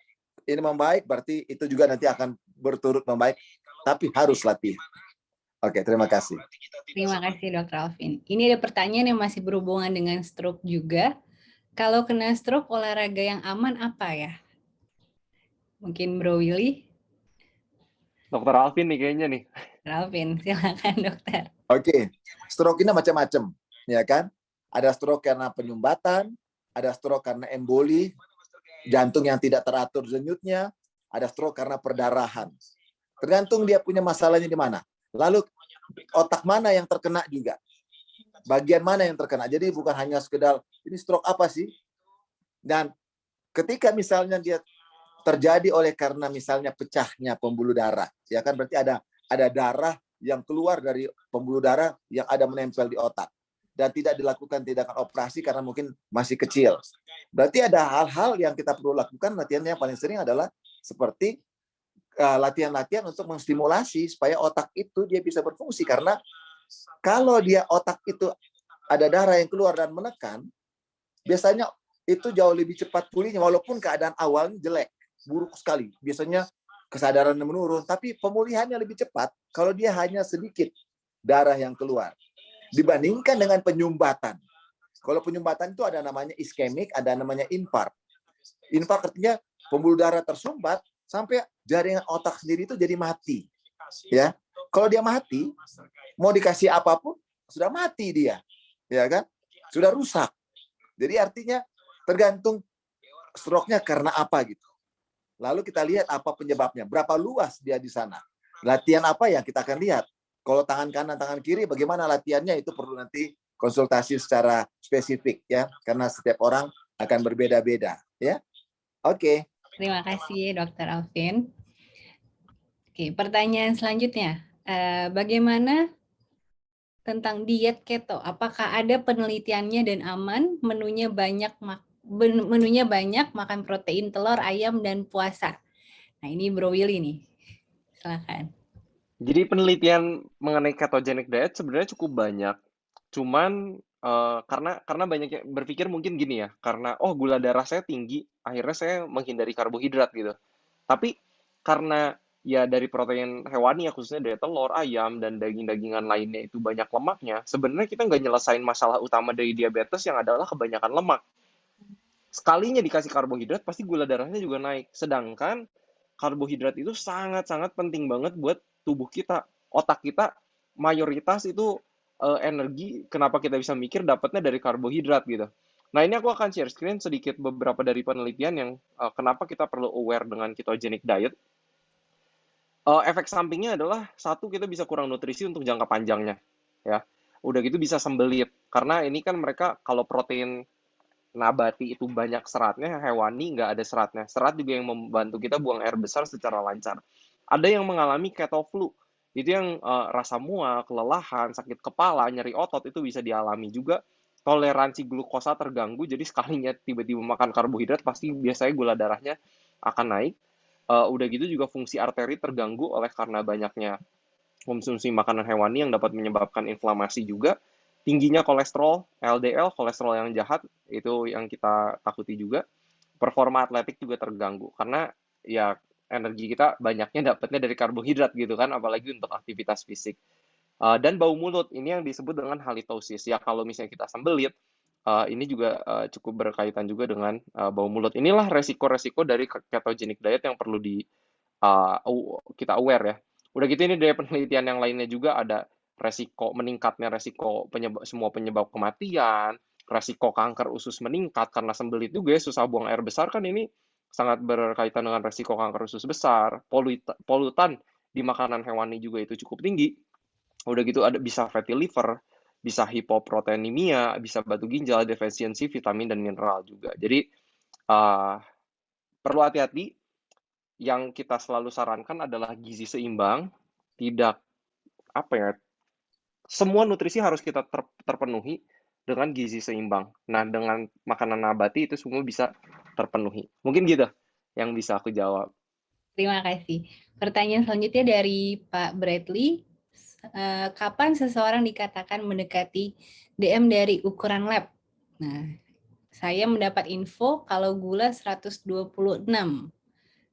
Silahkan, Bro Willy. Jadi kalau dari gula puasa, di antara 100 sampai 125 itu sudah masuk pre-diabetes, di atas 126 itu diabetes tipe 2. Tapi sekali lagi itu lebih baik untuk mengecek yang namanya hemoglobin A1C, HbA1c. Karena misalnya kayak gini, saya udah punya diabetes nih. Terus karena saya tahu mau ke dokter, saya langsung jaga makanan nih 1 minggu ke belakang. Pas ketemu dokter di tes lab, mungkin gula puasanya bagus. Tapi kita tidak bisa membohongi dokter apa yang kita makan, kita olahraga atau enggak dari pengecekan HbA1c. Jadi kalau HbA1c sendiri di antara 5,7 sampai 6,4 itu udah pre-diabetes, di atas 6,5 itu diabetes. Gitu. Semoga menjawab Pak Bradley. Pertanyaan selanjutnya ini, kalau tensi naik, apakah ada hubungan dengan penyakit diabetes? Bisa iya. Oleh karena gula darah kalau tinggi di dalam darah kita itu membuat darah itu jadi lebih kental juga. Bayangin aja kalau kayak madu gitu kan, kita mau ngedorongnya juga susah nih gitu kan, perlu tekanan yang lebih kuat. Makanya biasanya diabetes sama hipertensi itu kayak sister disease ya. Kadang ya dapat satu dapatnya satu lagi gitu. Jadi jadi kita perlu aware sih untuk itu, untuk dicek secara rutin, kontrol ini juga ya, memantau tekanan darah kita juga. Oke, ini ada pertanyaan lagi masih berhubungan. Kalau gula darah 230, apakah sudah termasuk diabetes? Gula darah 230, iya. Mau itu fasting, gula puasa, atau gula darah sewaktu, itu udah termasuk diabetes tipe 2. Tergantung ya tipenya, sorry. Aku nggak salah bilang. Udah termasuk diabetes, tapi kalau yang kita ketahuannya di usia dewasa, karena tipe 1 itu autoimun ya. Itu autoimun biasanya di anak-anak muda, anak-anak kecil, tapi ya itu udah termasuk diabetes. Oke. Lalu pertanyaan ini karena banyak yang DM, jadi mungkin nggak terlihat di chatnya. Ini pertanyaan lagi, mau tanya untuk mengatasi diabetes yang keturunan dari keluarga. Kebetulan saya baru saja operasi minggu lalu karena tangan yang infeksi karena cuma digigit semut, langsung membengkak dalam jangka waktu 1 minggu, langsung membusuk, makanya harus operasi. Jadi apa ada solusi yang bisa saya lakukan? Soalnya saya masih cukup muda untuk penyakit ini.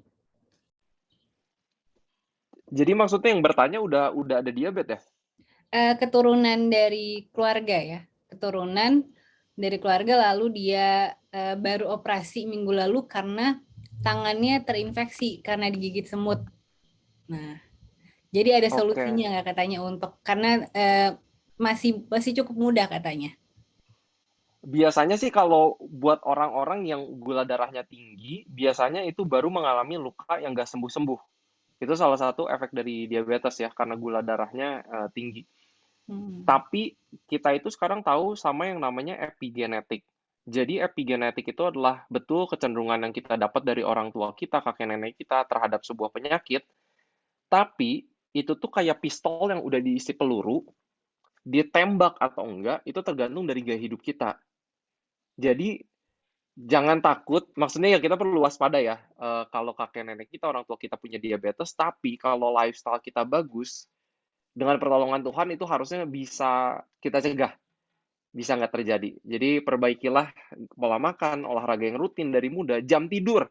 Ini Dokter Grace di Rumah Sakit Advent Bandung juga, dia yang bawa materi jam tidur, hubungan jam tidur dengan diabetes. Ini kalau kita sering tidur jam 11 malam, jam 12 malam, jam 1 malam, tidurnya kurang, itu resiko diabetes tuh sangat meningkat.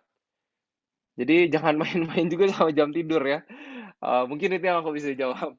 Jam tidur jadi harus dijaga banget ya. Jadi mulai berhenti, kurang-kurangin tuh kalau misalnya begadang karena nonton drakor atau apapun ya, supaya Netflix nih. Netflix supaya lebih sehat lagi. Oke, ini pertanyaan Amin. menarik lagi nih. Berapa biaya ikutan WhatsApp grup konsul? Wah, silakan nih Bro Willy.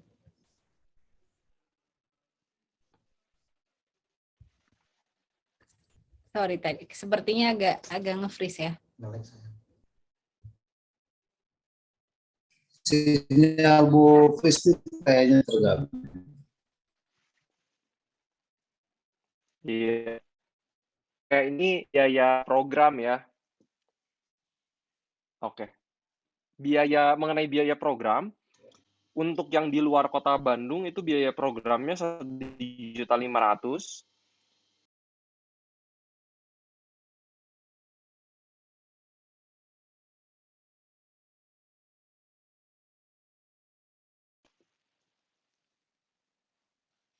Dari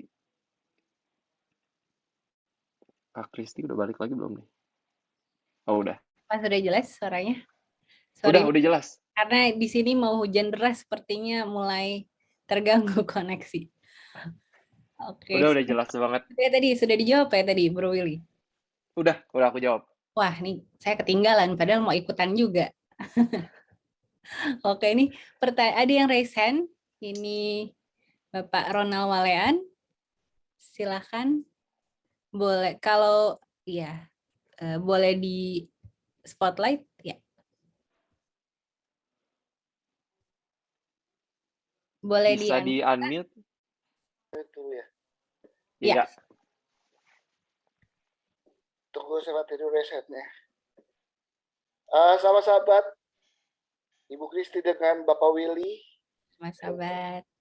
Apa namanya, ini saya yang stroke di Pak Willy. Jadi ya saya tanya sama Ibu Kristi langsung DM aja lah. Karena saya lebih kenal Ibu Kristi lah. Nah, ini saya mau tanya, ini saya jadi takut jadinya. Dr. Alvin Rantung sudah kasih tahu bahwa kalau kena stroke ini ada yang tersumbat, ada yang pecah pembuluh darah.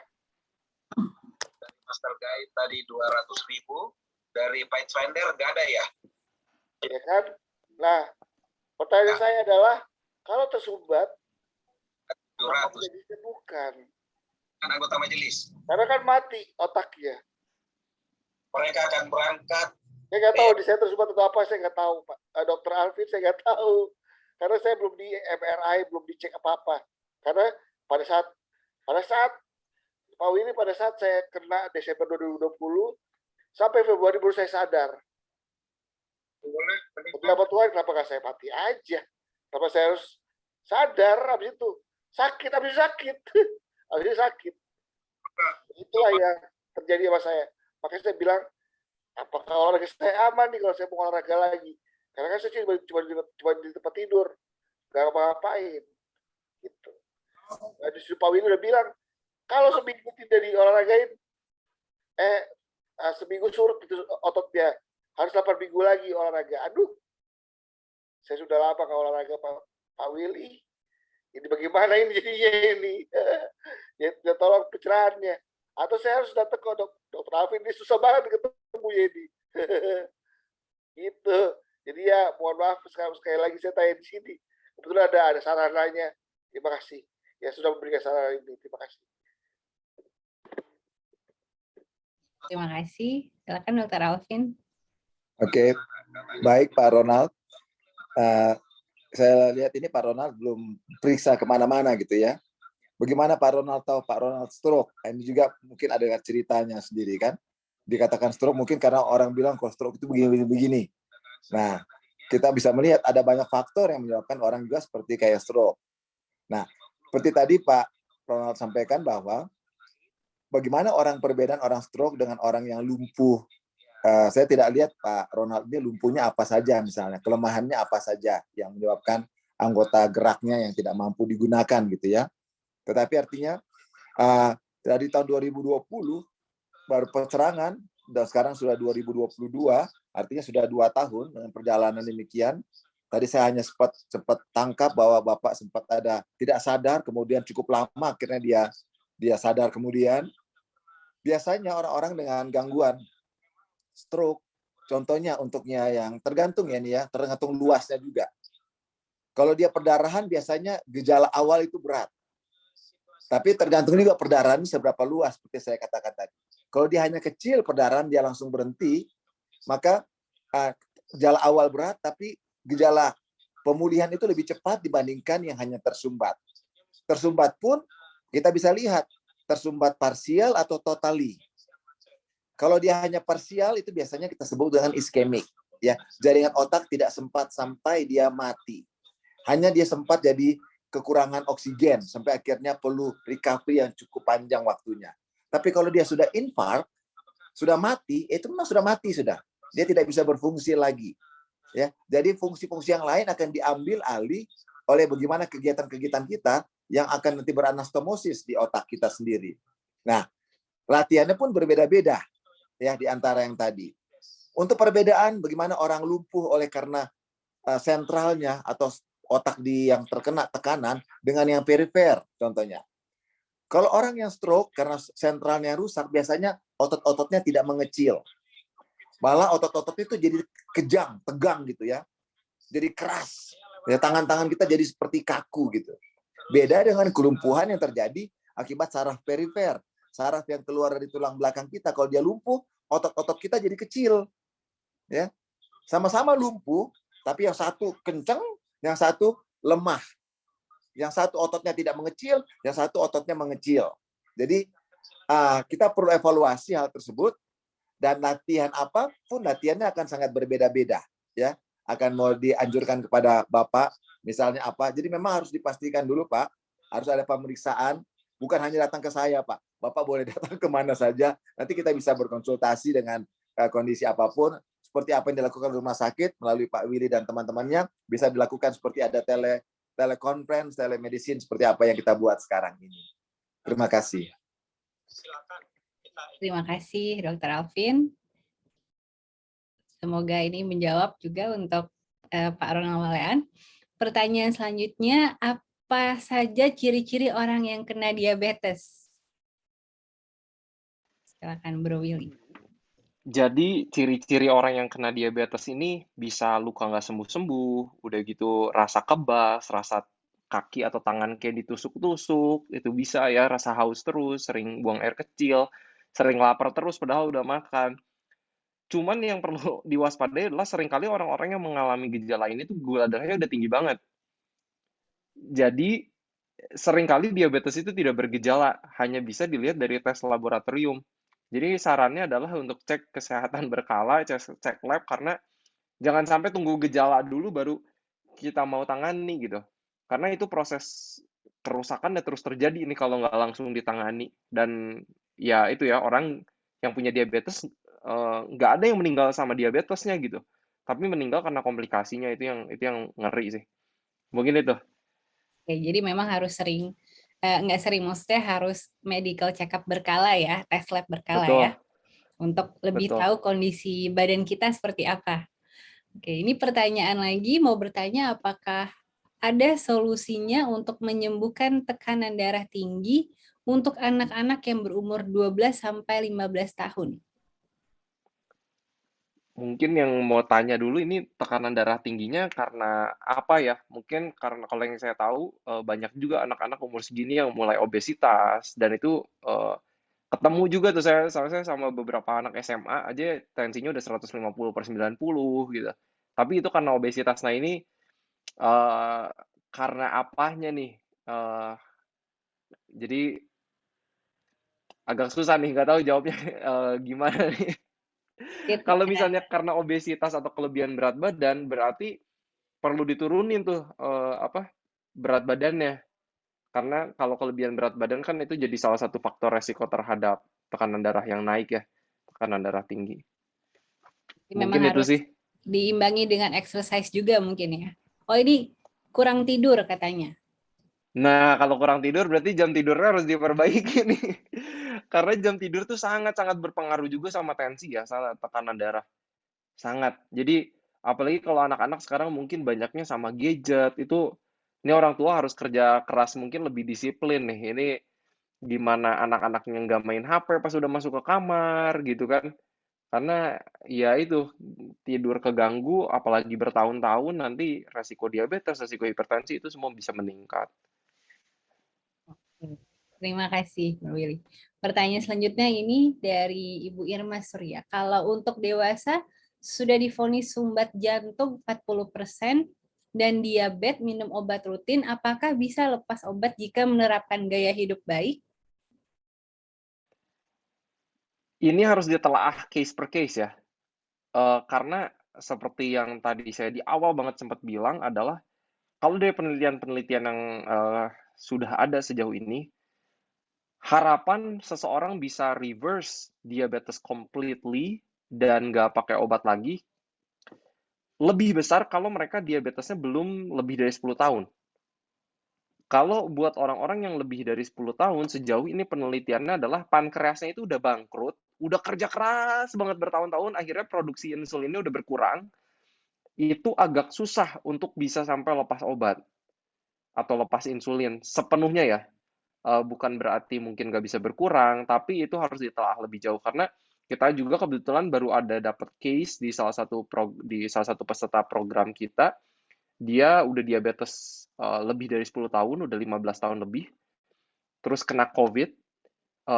Banyak juga penelitian yang menunjukkan dari COVID ini dampak terhadap organ pankreas ini juga ada. Jadi ibu ini udah 8 minggu nih, 2 bulan, makannya kita kontrol, olahraga rutin, gula darahnya nggak mau turun-turun. Sampai dokter endokrin penasaran juga dong. Ya udah akhirnya kita minta dia kalau bersedia untuk tes fungsi pankreasnya.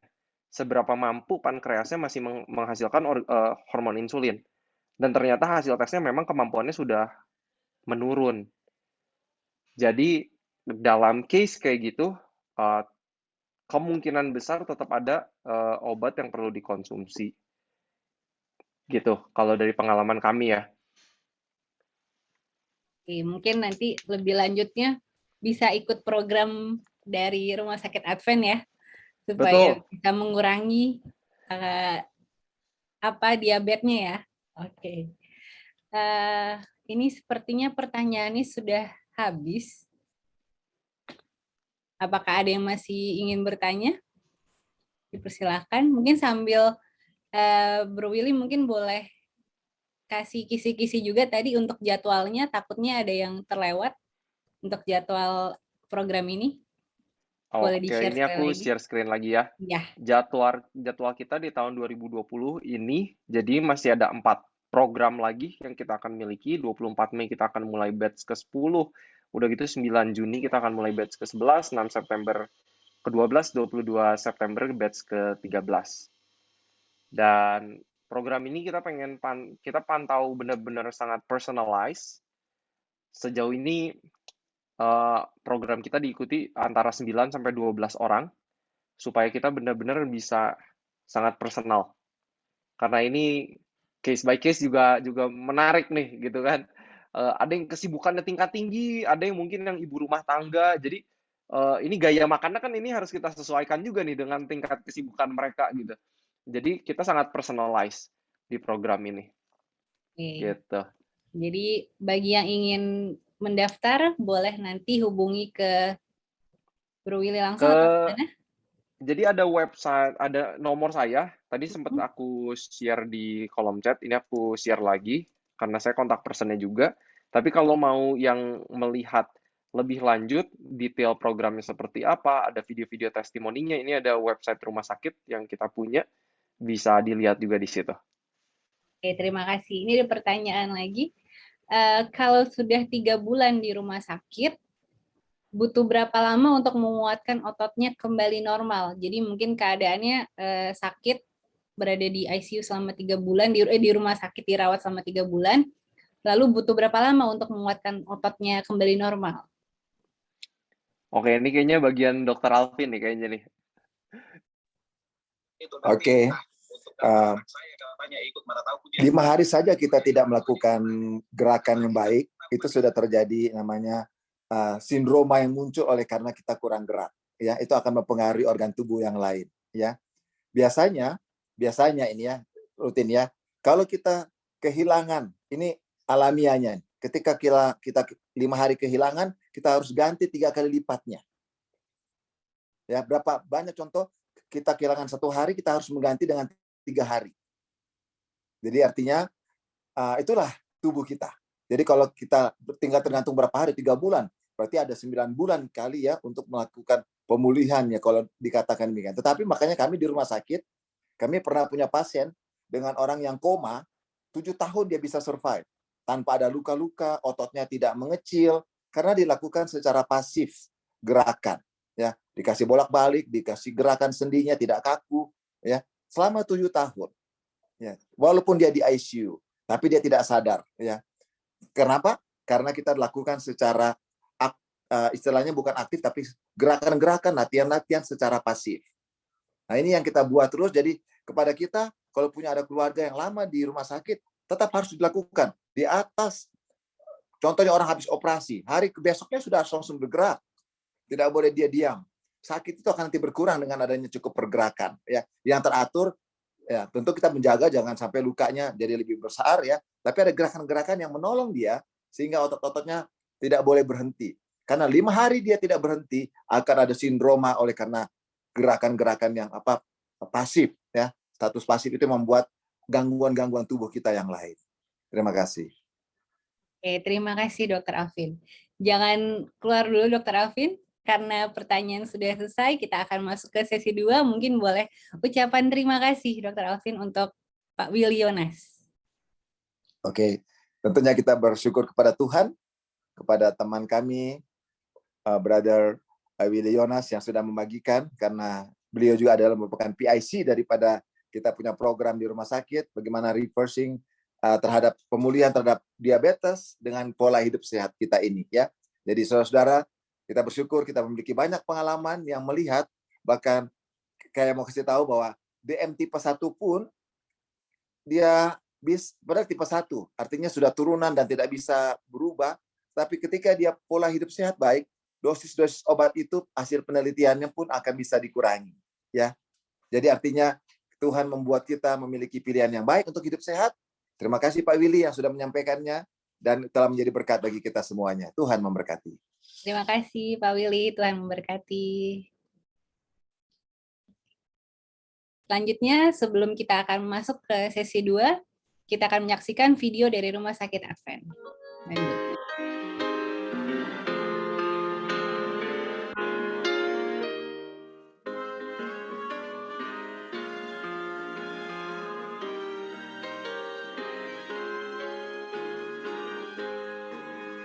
Hati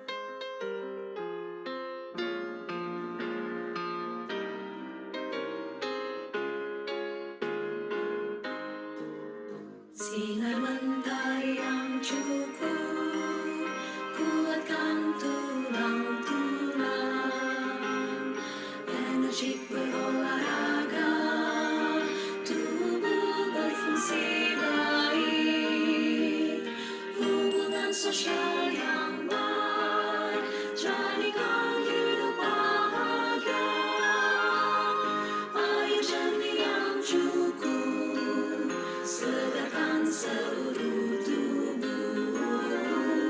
Tuhan yang terutama, Ia sumber kehidupan. Hidup sehat, anugerah Tuhan. Hidup sehat, sangat berharga. 10 hukum kesehatan. Hidup sehat, pilihan kita. Hidup sehat, pilihan kita.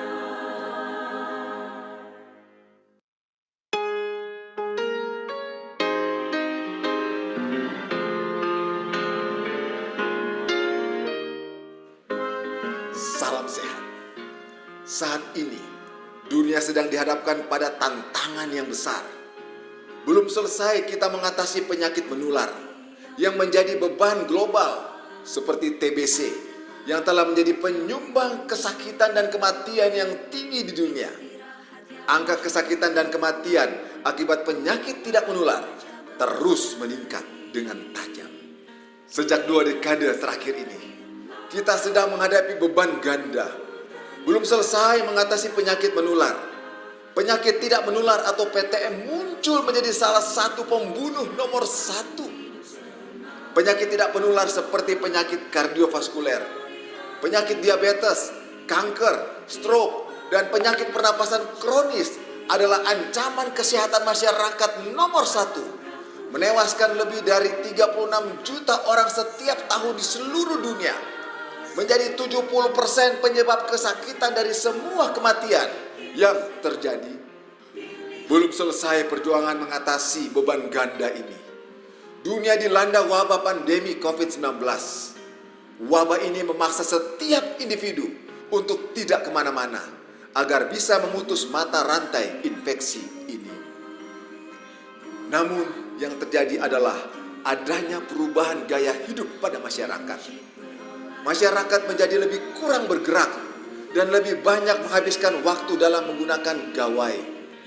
Imbas dari pola hidup yang tidak bergerak ini menyebabkan semakin meningkatnya penyakit tidak menular dan penyakit elektromagnetik sindrom.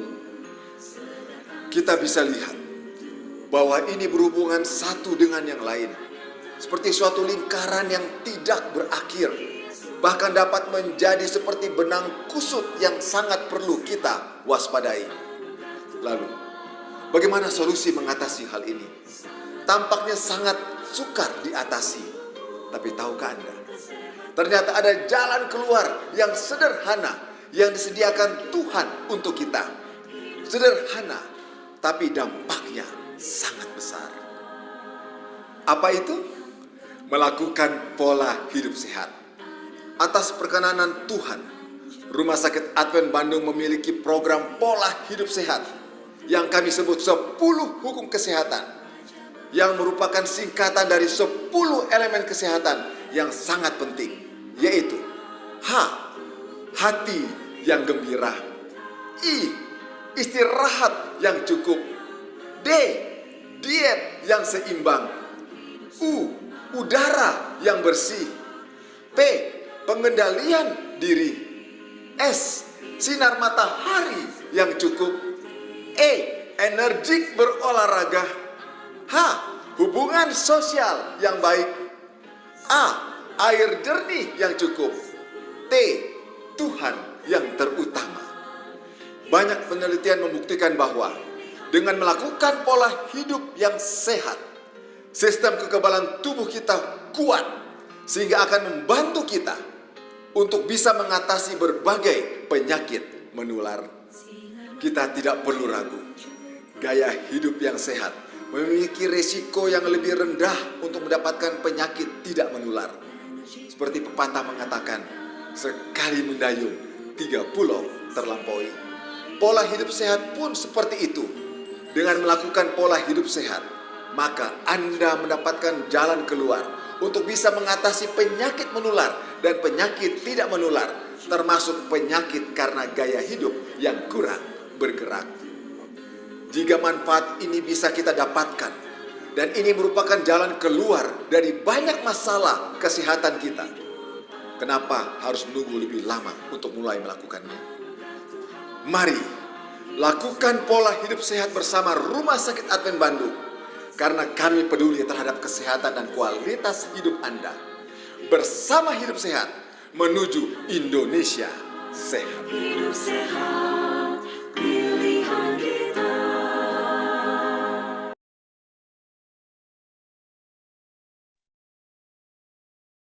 Ini kita akan mendengarkan renungan motivasi yang akan dibawakan oleh Pendeta Hezky Wauran.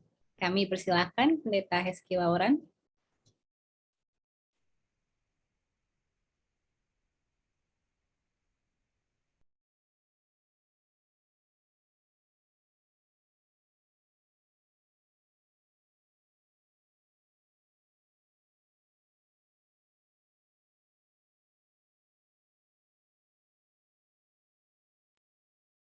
Pendeta, sudah boleh di-unmute, Pendeta?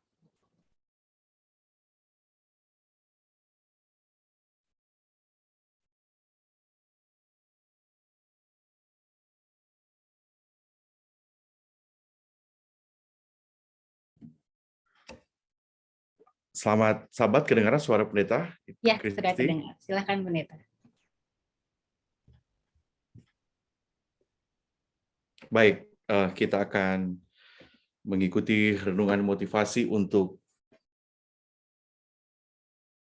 sesi 2 ini, sebagaimana Tuhan sudah memberkati kita pada sesi pertama dari saudara Brother Willy, itu boleh menjadi berkat bagi kita. Kembali kita minta kekuatan dari Tuhan. Kita berdoa oleh karena ada banyak hal yang bisa mengganggu untuk sesi 2 ini berjalan. Mari kita tunduk kepala dan kita berdoa. Bapa di surga, kiranya Engkau hadir bersama dengan kami pada bahagian kedua program RSA Bandung saat ini. Pimpin kami dengan kuasa Roh Kudus Tuhan di dalam nama Yesus. Amin.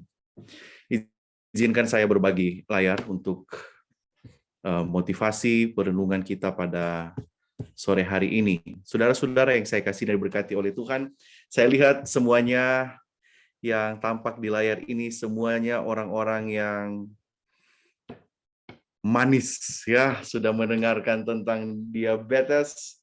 Kita semua ini manis, tapi manisnya itu manis oleh karena kita semua adalah umat Tuhan. Kita semua adalah anak-anak Tuhan. Anak Tuhan yang manis tentunya. Saya beri judul, terima kasih sebelumnya untuk kesempatan undangan yang diberikan adik kami, Kristi. Sudah menghubungi kami, Dotan. Ya, Dotan renungan untuk motivasi pada sore hari ini, Dotan. Mungkin ada yang dari sini berasal dari Maluku yang ada di bagian timur Indonesia. Di sana, lebih khusus di Kepulauan Banda, ada sebuah pulau yang namanya Pulau Run. Ya,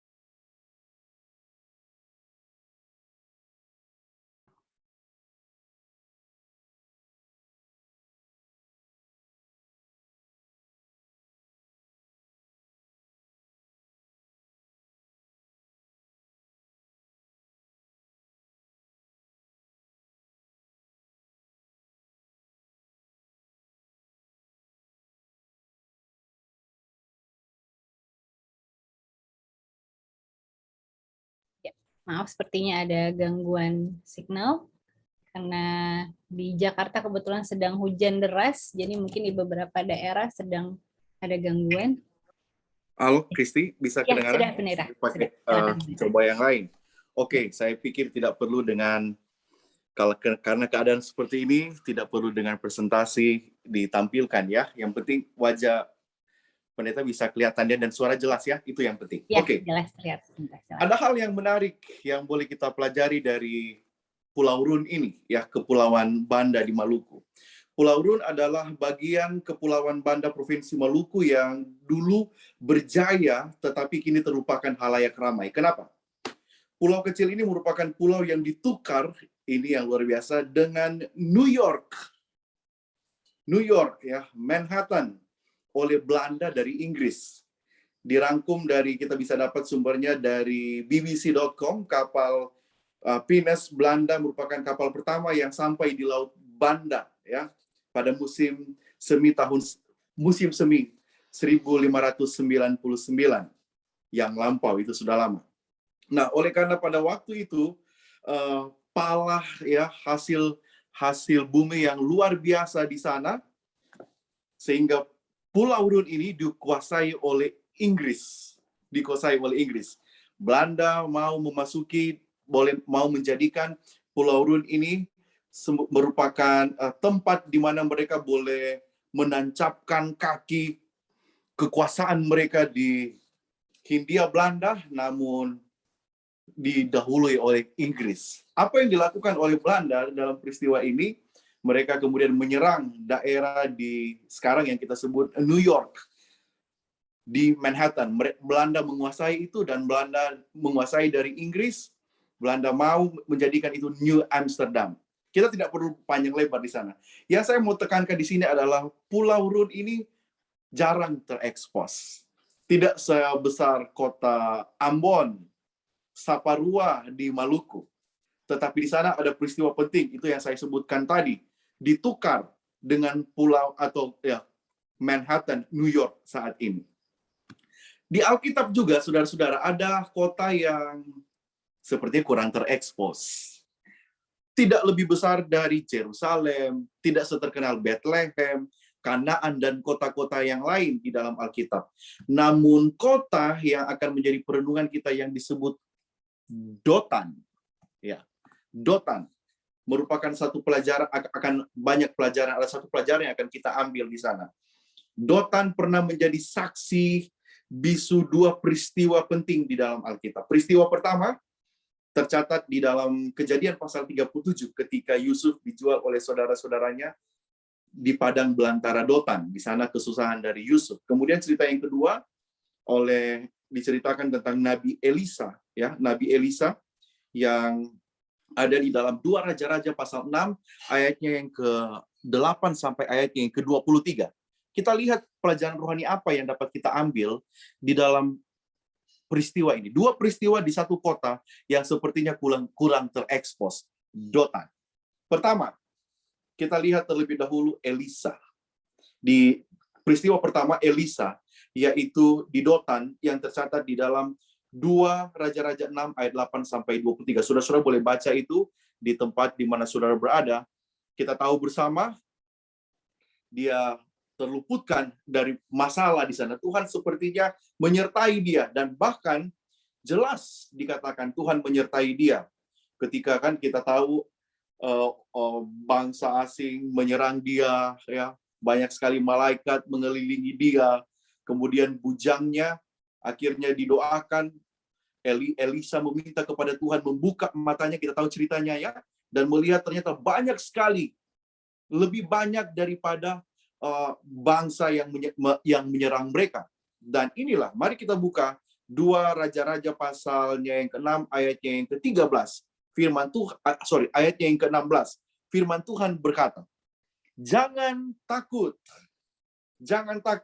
sebab lebih banyak yang menyertai kita daripada yang menyertai mereka. Ceritanya manis sekali. Peristiwa Dotan pertama itu manis sekali. Kenapa? Karena Elisa boleh selamat, boleh ditolong, dan bahkan perkataan yang jelas, Tuhan menyertai. Elisa dan bujangnya, dan dia boleh selamat. Apa yang terjadi kemudian? Apa yang terjadi kemudian dengan kisah yang lain di satu kota yang sama, yaitu Dotan? Bahkan kalau saya mau katakan cerita tentang Elisa ini, sebelum kita lihat cerita tentang Yusuf, kita tahu bersama bahwa Tuhan itu menyertai bahkan di tengah-tengah kesusahan kita. Di tengah kesulitan hidup kita, Tuhan menyertai. Mazmur 27 ayatnya yang ketiga, sekalipun tentara berkemah mengepung aku, katanya, tidak takut hatiku. Sekalipun timbul peperangan melawan aku, dalam hal itu pun aku tetap percaya. Saudara boleh koreksi ya, saudara boleh lihat Alkitab. Jangan-jangan saya baca Alkitab ayatnya yang salah. Sama seperti dokter ataupun tenaga kesehatan memberikan resep, seperti Brother Will tadi memberikan resep terus salah, keliru, bahaya. Sama juga dengan saya, kalau saya memberikan ayat yang salah, yang keliru, nanti saudara-saudara juga bisa berbahaya secara rohani. Pegang Alkitab saudara, Mazmur 27 ayat 3. Sekalipun tentara berkemah mengepung aku, tidak takut hatiku. Sekalipun timbul peperangan melawan aku, dalam hal itu pun aku tetap percaya. Tuhan menyertai, bahkan di dalam firman Tuhan, Matius pasal 28 ya, ayat 20, bahwa Tuhan menyertai sampai kesudahan. Cerita yang manis di Dotan yang pertama. Cerita yang kedua, agak sedikit menarik, saudara. Yaitu Yusuf. Yusuf kita tahu bersama. Dia mendapatkan kesusahan, bahkan oleh saudaranya sendiri. Dia dilemparkan ke dalam sumur. Sepertinya dia akan berakhir hidupnya. Dia dijual menjadi budak. Pertanyaan, apakah Tuhan hadir dan menyertai Yusuf? Sama seperti dengan Tuhan hadir dan menyertai Elisa di Dotan? Ini pertanyaan harus kita jawab, saudara. Ini pertanyaan harus kita jawab. Dan yang menjawab pertanyaan itu, pertanyaan apakah Tuhan hadir dan menyertai Yusuf di Dotan, kita nggak usah cari yang lain. Jawabannya ada dari pelaku itu sendiri yang terlibat, yaitu Yusuf. Kita lihat di dalam Kejadian pasal 50 ayat 20. Yusuf, setelah dia berhasil melewati kehidupannya ini, setelah dia berhasil melewati kesusahannya itu, Yusuf menceritakan dan mengatakan apa yang terjadi dengannya. Di dalam Kejadian pasal 50 ayat yang ke-20, di dalam Kejadian pasal 50 ayat 20, firman Tuhan berkata, memang kamu mereka-rekakan yang jahat terhadap aku. Ini cerita ketika dia bertemu dengan saudara-saudaranya setelah dia berhasil menjadi petinggi di Mesir. Memang kamu telah mereka-rekakan yang jahat terhadap aku, kata Yusuf. Tetapi Allah telah mereka-rekakannya untuk kebaikan, dengan maksud melakukan seperti yang terjadi sekarang ini, yakni memelihara hidup suatu bangsa yang besar. Jadi, pertanyaan apakah Tuhan menyertai, Tuhan hadir di Dotan bersama dengan Yusuf? Jawabannya, Tuhan ada bersama dengan dia. Tuhan menyertai Yusuf. Tuhan menyertai di dalam kesulitan. Tuhan menyertai di dalam kesusahan. Bahkan Tuhan sedang mereka-rekakannya. Mereka-rekakan. Apa ini mereka-rekakan? Secara sederhana, ayat ini bisa berarti perhitungan. Tuhan sedang membuat perhitungan. Tuhan sedang membuat rencana. Tuhan sedang membuat rancangan atau skema. Mazmur 40 ayat yang ke-18, firman Tuhan berkata, aku ini sengsara dan miskin, tetapi Tuhan memperhatikan aku. Kata mereka-rekakan itu sama dengan artinya Tuhan memperhatikan, Tuhan menolong, Tuhan meluputkan. Dan itu ada di Mazmur 40 ayat 18. Tuhan memperhatikan aku, Tuhan menolong aku, Tuhan meluputkan aku. Di Dotan, Tuhan tetap menyertai Yusuf. Di Dotan, Tuhan sedang mereka-rekakan. Tuhan sedang mengatur skemanya. Tuhan sedang mengatur rancangannya untuk Yusuf. Di dalam Para Nabi dan Bapa, halaman 218 alinea kedua. Sekali lagi, Para Nabi dan Bapa, halaman 218 alinea kedua, hamba Tuhan yang diinspirasikan oleh Roh Kudus berkata, Yusuf di dalam malapetaka yang hebat telah mengubah hidupnya dari seorang anak yang manja menjadi seorang dewasa yang matang dan berpikir bijaksana, berani, dan juga dapat menguasai diri. Oh, ternyata reka-rekaannya Tuhan di dalam diri Yusuf ketika dia menghadapi kesusahan untuk membuat Yusuf lebih dewasa, lebih matang secara rohani, berpikir lebih baik, dan juga dapat menguasai diri. Saudara-saudara, mungkin sekarang kita sedang ada dalam kesusahan ya.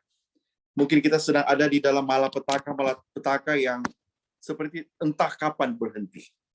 Kita sedang menghadapi kesusahan. Kita sedang menghadapi masalah. Tapi ternyata masalah itu bagi saya, bagi saudara-saudara mungkin yang sedang sakit, yang sedang ada pergumulan kesehatan, mungkin Tuhan sedang mereka-rekakan. Jangan bertanya Tuhan menyertai atau tidak. Tuhan sedang menyertai kita. He was there all the time. Di dalam kesusahan, Tuhan itu hadir. Di dalam duka cita, Tuhan itu hadir.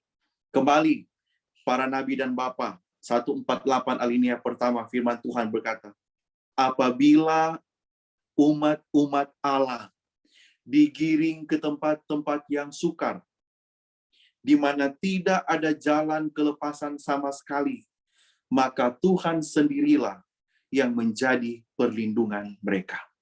Dotan, ada dua peristiwa penting. Yang satu sepertinya Tuhan langsung melepaskan dengan cara yang begitu manis terhadap Elisa. Bahkan bisa kelihatan bahwa malaikat Tuhan dengan begitu banyak menyertai mereka. Ada kalanya Tuhan bekerja di dalam cara yang bisa kelihatan. Ada kalanya Tuhan bekerja untuk meluputkan kita dengan cara-cara yang kelihatan, kita bisa sadari. Tetapi ada kalanya Tuhan bekerja seperti Yusuf, yang belum kita ketahui akhirnya. Nanti di kemudian hari, Yusuf katakan, oke, memang kamu mereka-rekakan yang jahat kepadaku. Tapi ternyata peristiwa itu adalah reka-rekaannya Tuhan untuk satu peristiwa yang lebih besar. Saudara sedang bergumul saat ini. Jangan berharap seperti Elisa, jangan juga minta seperti Yusuf. Ambil pelajaran. Mungkin Tuhan sedang mereka-rekakan yang baik di dalam hidup saudara. Perlu bersabar. Cari pelajaran apa yang perlu bagi saya untuk diubahkan. Kalau sedang susah, sedang sakit, sepertinya tidak kunjung sembuh, Yusuf belajar dan boleh menjadi lebih sabar, boleh lebih menguasai diri, lebih dewasa rohani. Mari sepanjang minggu pekerjaan yang akan kita lewati. Ada banyak peristiwa yang tidak kita ketahui akan terjadi. Belajar untuk mengambil setiap hikmat dari peristiwa yang akan kita hadapi. Di Dotan, Tuhan bekerja dalam dua model. Langsung kelihatan apa yang Tuhan kerjakan. Tetapi di satu pihak, dia sedang bekerja untuk memberikan pelajaran bagi kita di masa yang akan datang. Tuhan Yesus memberkati saudara saat ini dan seterusnya. Dalam nama Yesus, amin. Boleh doa tutup dan doa berkat, Pendeta? Baik, mari kita tunduk kepala, kita meminta kekuatan dan berkat dari Tuhan. Bapa kami yang ada di surga, ada banyak cerita di dalam Alkitab yang mau menunjukkan bahwa Tuhan bekerja di dalam cara yang kita tahu Tuhan bekerja kelihatan. Ada banyak cara juga, ada juga cerita di mana Tuhan bekerja di dalam cara yang tidak kami langsung lihat, namun kami akan mengetahui itu pada masa mendatang. Peristiwa di Dotan boleh menjadi pelajaran bagi kami. Saat ini mungkin anak-anakmu sedang ada dalam kesusahan. Mereka sedang bergumul oleh karena sakit yang mereka alami. Sakit yang mereka derita. Hamba-Mu berdoa Tuhan, biarlah lewat pelayanan rumah sakit Advent, mereka akan mendapatkan pelayanan terbaik, dan tentunya kesembuhan itu hanya datangnya daripada Tuhan. Selama mereka di tempat tidur, selama mereka dalam perawatan, selama mereka dalam pengobatan, biarlah mereka akan terus berusaha untuk berpikir bahwa Tuhan sedang mereka-rekakan yang baik. Tuhan sedang mengatur yang baik. Karena Tuhan, sesuai kalkulasi Tuhan, Itulah arti yang kami dapatkan dari mereka-rekakan itu. Yaitu Tuhan sesuai dengan kalkulasi Tuhan. Tuhan izinkan itu terjadi bagi kami, bagi saudara-saudara hamba-Mu yang sedang bergumul. Karena Tuhan melihat kita mampu untuk melewati semuanya itu.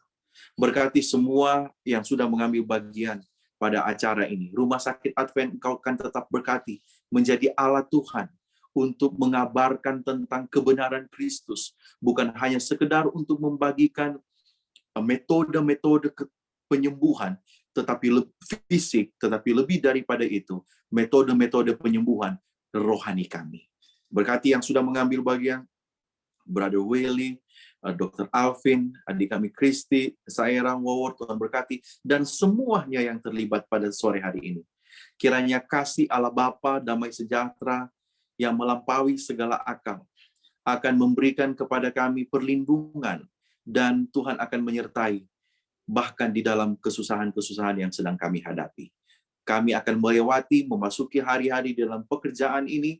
Ada banyak yang akan terjadi, namun satu pasti yang kami tahu, bahwa Tuhan bersama dengan kami. Tuhan ada di tengah badai, Tuhan ada di tengah kesusahan, karena Engkau berkata, sabarlah, hambaku yang setiawan, kita akan memasuki suatu waktu di mana kita pun akan diberkati.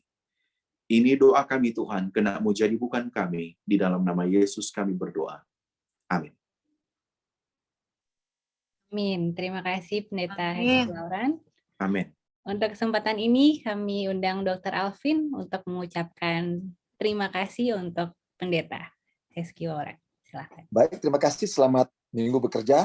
Kita akan melakukan tugas-tugas pekerjaan hari ini lagi sampai Sabat mendatang lagi bersama-sama dengan Rumah Sakit Advent Bandung dan juga dengan teman-teman dari Oral Channel. Dan terima kasih kepada Heski Lauran yang sudah membagikan pekabaran firman Tuhan.